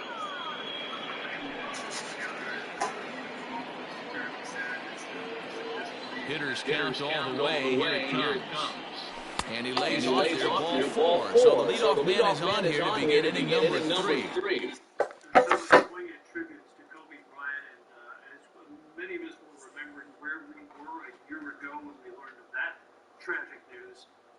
here at NBA TV were taking a punch to the gut with the news that our colleague and friend Sekou Smith has passed away as well. Sekou joined NBA.com in 2009. Of course, you've seen and heard and read him over the years on the Hang Time podcast, his MVP ladder, essays, interviews, analysis here on NBA TV. Guys, he was a journalist, skeptical, endearingly cranky, always passionate about the subject matter he loved, those sports. More importantly, a devoted husband and father, a great friend to so many of us here and around the basketball, sports, and media spheres. And Grant, it's just a very tough blow for us, and more importantly, for his family. Yeah, man, just a tough day that got worse, and certainly very heavy. Someone, as you said, close to not just us, the Warner Media, NBA, TVA family, but just throughout the entire NBA family. Sekou had substance, he was credible, he had integrity, character. As you said, he was a pro's pro in so many ways. And, just an incredible human being. And it was a pleasure to know him, it was a pleasure to work with him. I enjoyed and missed the conversations, the discussions, the time in the green room as we would talk about current events in the NBA. And, he touched a lot of people with not just his talents as a writer, as an analyst, as a broadcaster, but as a human being. And, just a tough day. Like you said, our thoughts and prayers are with his family during this incredibly difficult time. But we all, that was a punch to the gut right there. And, just a sad day. The entire NBA family, the entire sporting world, lost a good one there in Sekou Smith. And Candace, it was about 6 weeks ago or so before our makeup artists here in Atlanta were allowed to come in because of the protocol, that I found myself giving Sekou a very rudimentary makeup tutorial because he'd never done it before, and I've worked in local news and I know something, I guess. And it was absurd and ridiculous, and I'll remember it forever because it was fun, because it was Sekou. And when Sekou was in the room, you could have a great conversation and a good time, just about any topic. I really enjoyed walking past in the lounge room where we watched, the games, and debating with Sekou regarding his MVP ladder. Always had a smile on his face. Batting ninth, the pitcher, Jordan Yamamoto. From the stretch, here's the pitch. Jordan Yamamoto stands in as he looks at ball one here. The 1-0 home. Easy fly ball into shallow center field. Oh, and it eats him up a bit.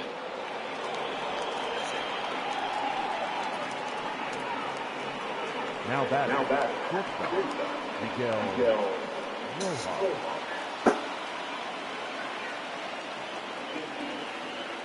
Into the box now. Miguel Rojas swung on and lifted in the air to left center. And this is going to get down for extra bases as that'll get one, if not both of them home. And they're content to play station to station here as the bases are loaded now with still nobody out. Boy, Dero, we're looking at a big inning right here with that single. Bases are loaded, yet no runs have scored in this inning. Yeah, and that's exactly what that pitcher wants you to think. You have to eliminate the noise, Dad. Just try and drive in the guy from third base. Don't put pressure on yourself. You have to get everyone in with one swing of the bat. Pass the baton and keep the line moving. The set and the 1-0 pitch. Slapped hard the opposite way. Oh, and this kicks right off of them. And they're going to take a 1-0 lead as the run comes across to score. Hey, D-Roll, they're making this guy's day. That's three singles and a run driven in. And nothing extremely hard.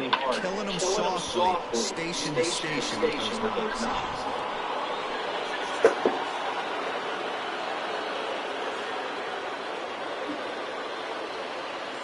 First delivery to him on the way. It's not easy to continue pounding the strike zone when you've given up 3 consecutive hits, but he has to trust that getting the ball down in the zone will get him an out. Fouled off. Bases loaded here, nobody out. And a changeup here, but that's taken low in the dirt for a ball. It often becomes harder to hit the zone when the pressure starts to heat up. Not fooled there as this ball's hammered out to deep right field. And a guy on the warning track as the catch is made. And here comes the runner from third. And he is in there at the plate. It's now a 2-0 game. Always productive to score runs when he can. And that sacrifice fly right there drives home the second run of the inning. Here's Matt Joyce now.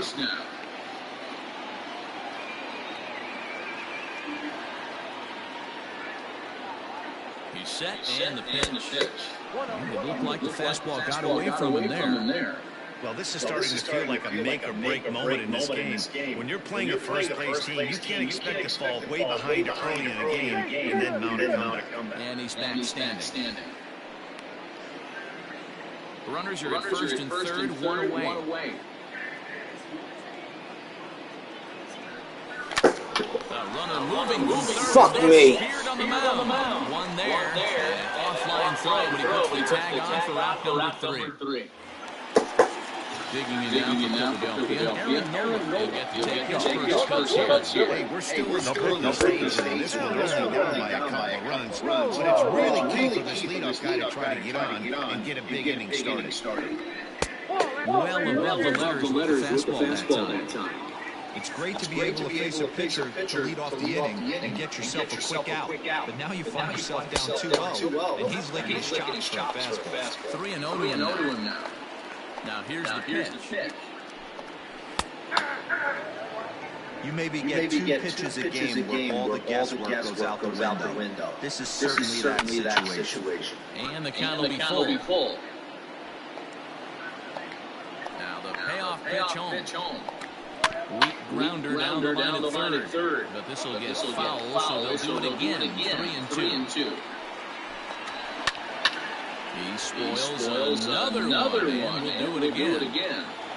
Another full count pitch home. Now a swing, and he gets it to pop it up. Diaz onto the grass, and he tracks it down. Nice play for the first down. Digging in the switch, Jonathan Villar. He popped out on his first trip. This is hit down the right field line, but it's going to get out of play for strike one.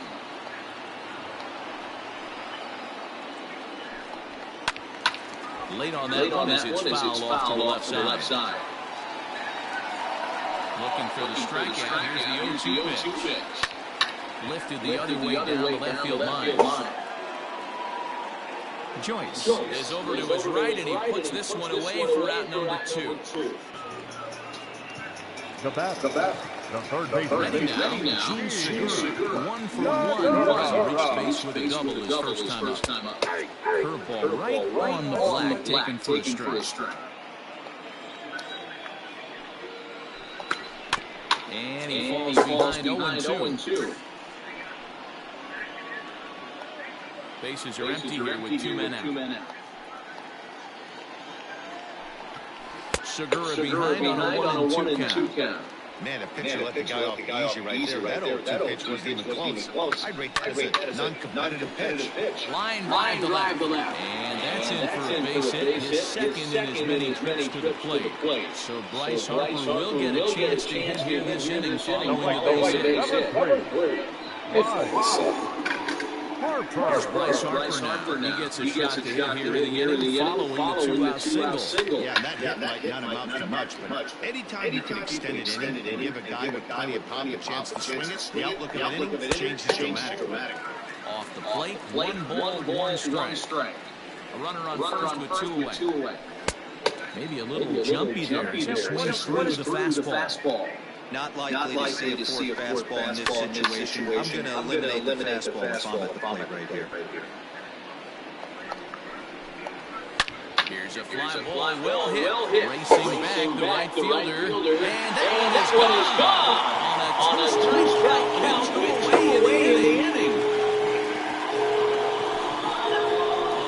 A two-run home run here for Bryce Harper, number 18 for him on the campaign, as the Phillies have come back to tie this one at 2.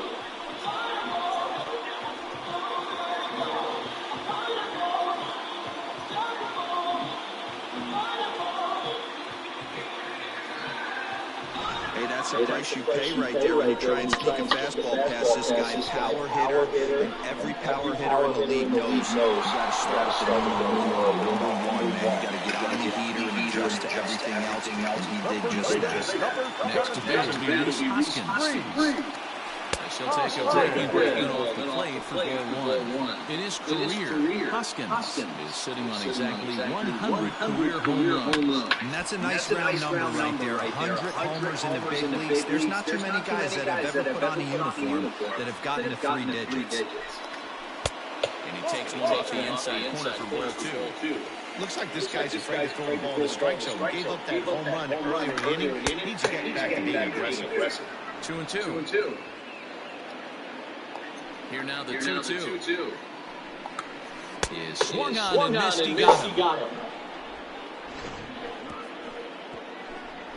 But the fighting strike for a pair, both coming on this 2-run home run.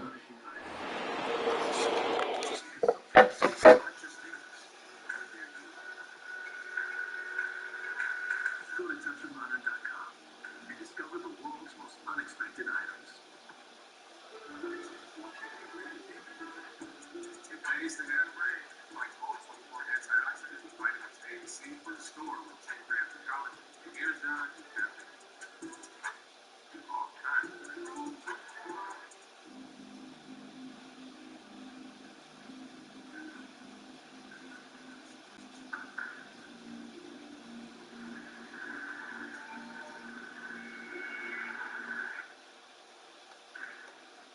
Why stay inside the lines when you can add some flavor to everything around you? A little cheesy here, comes some color there. Discover the possibilities of just $1. Taco Bell's $1 loaded nacho taco. It's definitely beyond belief.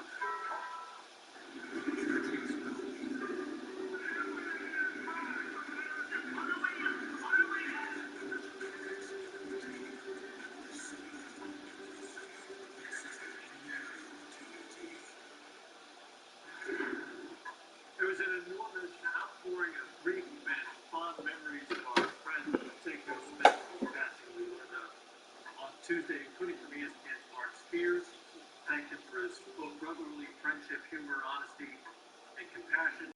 Seiko was very good friends with John Schumann from NBA.com, who described him as brother from another. Been a chance to speak to some more of Seiko's colleagues, past and present, about their late friend.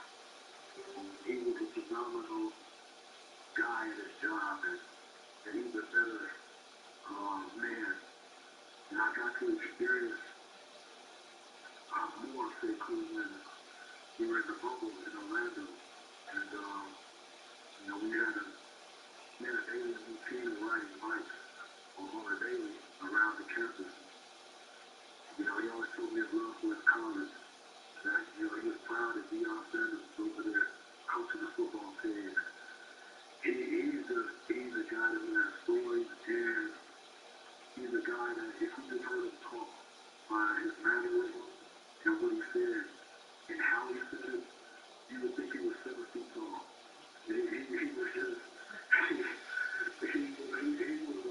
was cool about 5'8", and it's just, it hurts, man, it hurts. And here's the thing that really struck me about him was how he treated people. It didn't matter what you did for a living. It didn't matter, where you were at in life. He treated you with the utmost respect. It's really hard to find people like that. He's very genuine, very kind-hearted, very professional. I can't find anything wrong with the who has any remotely negative to say about Seiko because he made it better. And I can speak for the coaches and the players. I've been in his presence when they spoke to him.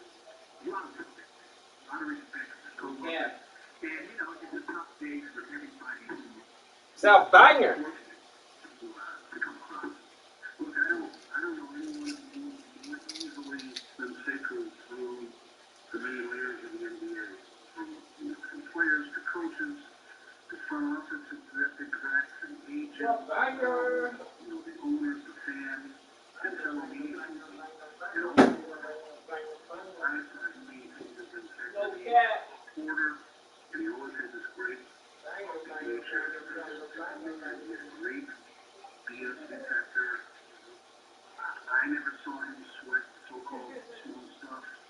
To me, he was a true life force. I mean, a great father, husband, and friend from what I knew.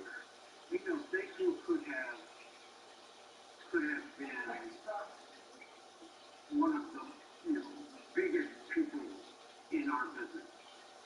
All he had to do was file any competition and call people out on TV and do what other people do and have hot takes and all that. He didn't do as much as any of us do. He knew more than we did about what was going on around him. He didn't do it. And you really come to respect people that handle the business that way. You understand that this is a two-way street. It's not always about making yourself look good and making yourself a bigger star, making yourself a bigger name, and making more money. It's about doing the job when it's supposed to be done. It's with dignity, it's with character. And he had all of it. He had so much character. And it's so sad. I feel so bad for his family because he loved it so much. He loved his kids and his wife so much. I just feel so horrible for them. But there's just not enough people like him in the business anymore to do it the right way. He did it the right way. His whole career, Indy and Atlanta, and with off the turn, he did it the right way. And I really, really respect him for that. Commissioner Adam Silver issued this statement as well. The NBA mourns the passing of Sekou Smith, a beloved member of the NBA family. Sekou is one of the most affable and dedicated reporters in the NBA and a terrific friend to so many across the league. He covered the game for more than 2 decades, including the past 11 years with Turner Sports, where he showed his full range of skills as an engaging television analyst, podcast host, and writer. Sekou's love of basketball was clear to everyone who knew him, and it always shined through in his work. Our heartfelt condolences go to his wife, Heather, and their children, Gabriel, Riley, and Cameron. Sekou Smith, kind of guy you just wanted to be around. Move us along.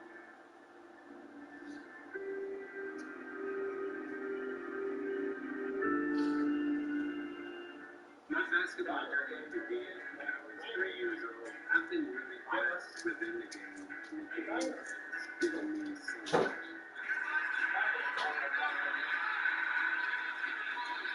When I retired, I never really left basketball. I literally held every job in the NBA was an opportunity to continue to stay in the game, talk about the game, share my knowledge. And my journey brought me here to NBA TV.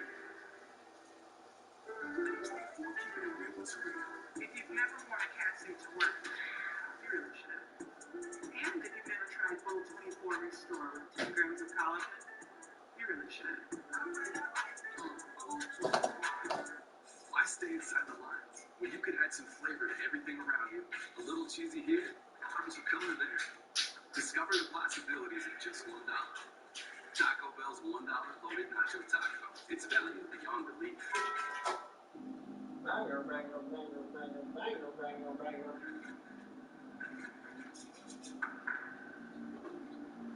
Whew.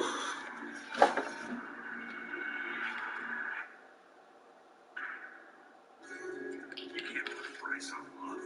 But it did. It'd cost the exact same as a Reese's. Digging in, Brian Anderson. As we begin the top of the fourth. First delivery to him on the way. Popped him up. Gregorius waits on it. Makes the play one away.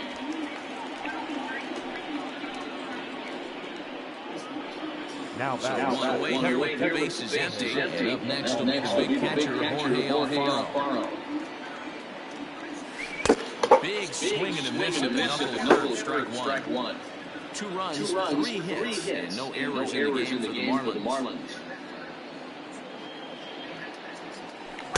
Swing and miss, and he's in the hole 0-2 now. Aggressive swings out of him to start this at bat, but he hasn't been able to put the ball in play. Time to use that aggressiveness and make him chase now. Did a good job to shorten up and protect the plate, and he'll have another shot at it here. Lucky he got a piece right there. He was definitely late on that pitch after seeing a previous off-speed pitch. Might have been looking to find that outside corner, but he couldn't quite get it there. It's 1-2.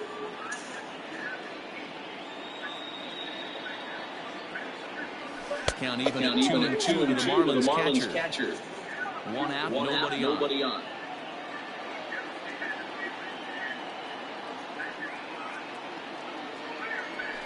Still 2-2.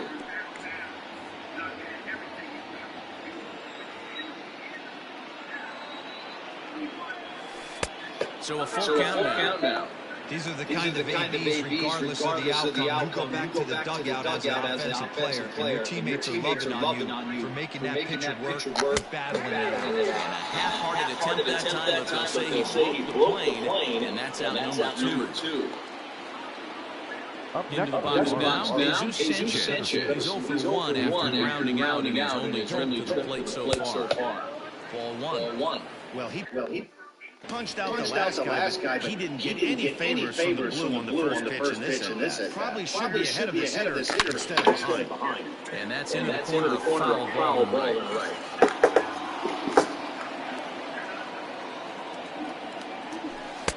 And a knuckle missed that time, 2-1. I don't blame him for not coming over the heart of the plate. He circled this guy on the lineup card when he got to the yard today. He's been swinging one of the hotter bats in the game. And it's 2 balls and 2 strikes now.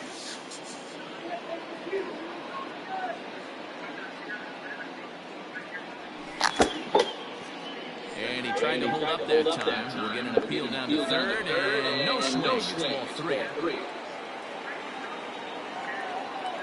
Into the windup, ready with the payoff pitch. Pulled hard, but it's fouled down the first base side. Another full count pitch home. Hit hard down the right field line, but foul. Something has to give. Here's the payoff pitch. On the edge, the at-bat is the one that finally does it as he wears it.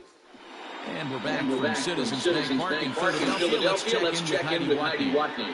Matt, I talked with Philadelphia's manager during the break about the Phillies' offensive production to this point, and flat out, he was very pleased with the quality of their at-bats. It's still pretty early in the game, but they've seen a lot of pitches already, and he thinks the 2 runs they've pushed across so far is just the beginning, given the quality of the at-bats they're putting together. Philly. All right, thanks, Heidi. JT Realmuto will stand in for the second time now, and that's a cold strike. It's 0-1. Man, he's looking sharp so far. 80% of his first pitches are to strikes. It might be a little bit of distance to keep this. And there's one away. Now Didi Gregorius comes into this at-bat, 1 in the ballgame. And that's taken for strike 1. Shocked he didn't let it fly right there. Usually you're looking for a fastball elevated to get the party started. Behind 0-2 now.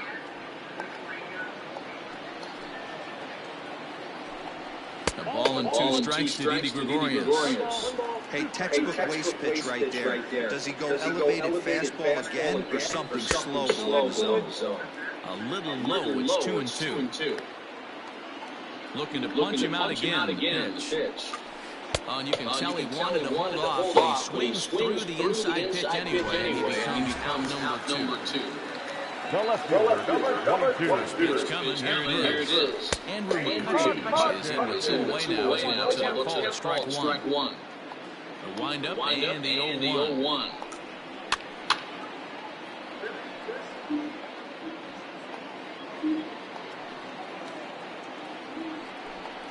And he struck him out. His 7th of the ballgame, and that ends the inning. He's down in order. Through four, we're deadlocked.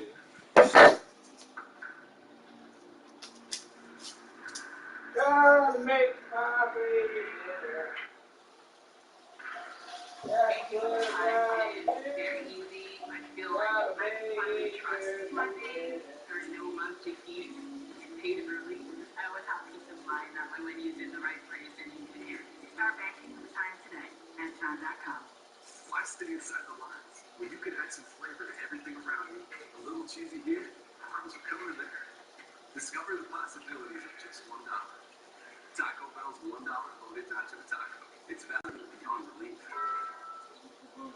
Does this make you want to Reese's? How about this? Okay, we'll stop. Just kidding. We're not gonna stop.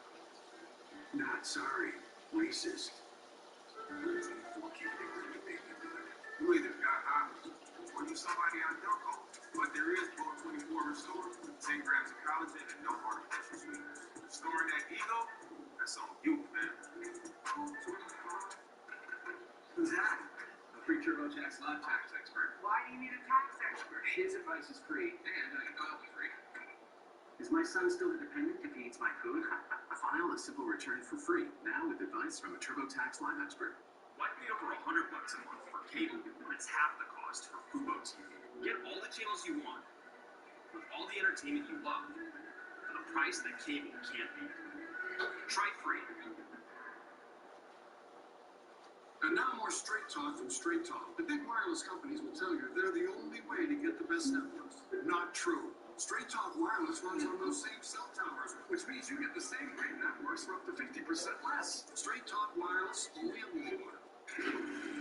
John Wall spent 10 years in Washington, 9 seasons all told, played 573 games for Wizards, Green Wizards, red, white, and blue. That's 7th all-time. 4th on the franchise's all-time scoring list, and an all-time Wizards leader in both assists and steals. But you know what he had never done? He had never played against the Wizards until Tuesday night. Now wearing Rockets red, or in this case blue, Russell Westbrook back to face his old club as well as Wall and Bradley Beal. We go head-to-head, so floater and one for John Wall. Said this game was personal for him. Bradley Beal knocks down the jumper. Westbrook 7 of 17. He had 19, 11, and 7 assists. Washington up by 5. Problem Kansas, though, has been stopping folks for the Wizards. Yes, the Wizards haven't played much defense historically in this season as well. Eric Gordon with a step back. Victor Oladipo drives and finishes. Oladipo at 20. Gordon at 20. Wall. Oh, that's nice. Speed is there. Like he never left, Grant. Vintage John Wall, athleticism in the open court, where he's at his best, man. Who is more frustrated right now than Bradley Beal? He is leading the NBA in scoring. He has 33 in this game. And most nights, it doesn't seem to matter. Washington took the lead there at 66-65, and on the other end, it's David Nwaba. Nice move. Oladipo, just 7 of 21 for his 20. Well, that's a nice bucket, and it gives Houston a 6-point lead. Wall getting ready to close this thing out. Backing in on Golden Nato. And then it's DeMarcus Cousins to Wall. Cousins had a double-double. Wall had 24. Oh, it was sweet. 9 of 21 for his 24 points. Washington's lost 5 of their last 6. They're now 1-8 with Russell Westbrook in the lineup. Houston has won 3 in a row. Wall's first game against his old club is a success, and he had some things to say about it afterward. I know I did my things off the court that I apologize for that I could have been better with. But the love that I have for the community in D.C. and the fans there that love me since for 10 years, I have nothing but love for those guys. But I just feel like the organization thought I was done. No matter how much hard work I put in over the summer, they came and watched me. I thought they thought I was done. And that's why I came out and did what I did. Well, the Rockets are definitely not done. In fact, you'll see them on Thursday on TNT in the front half of the doubleheader against Damian Lillard. And the backed-up Trailblazers, then it's the Warriors and Suns, both currently in playoff position in the West at 10 o'clock. Coverage starts Game Time Live here on NBA TV at 6 Eastern.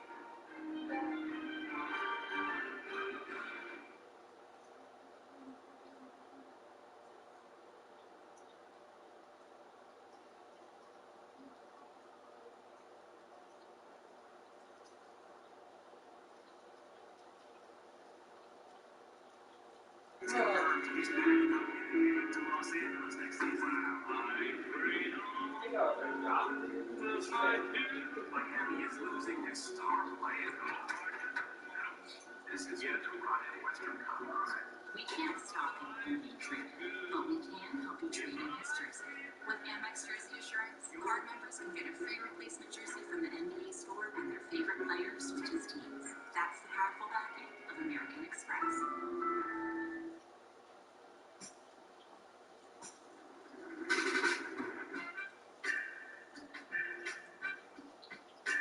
If sweat is your body's natural way of cooling itself down,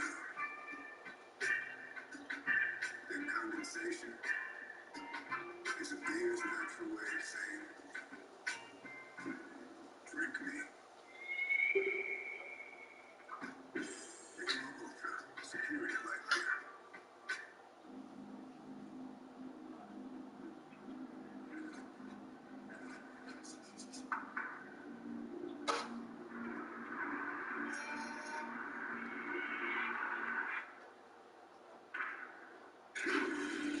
John Wall spent 10 years in Washington, 9 seasons all told, played 573 games for Wizards, Marine Wizards, Red, White, and Blue. That's 7th all-time.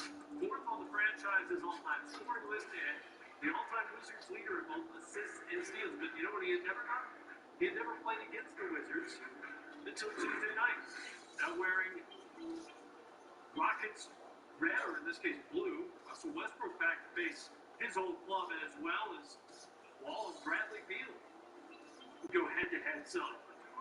Floater and one for John Wall, who said this game was personal for him.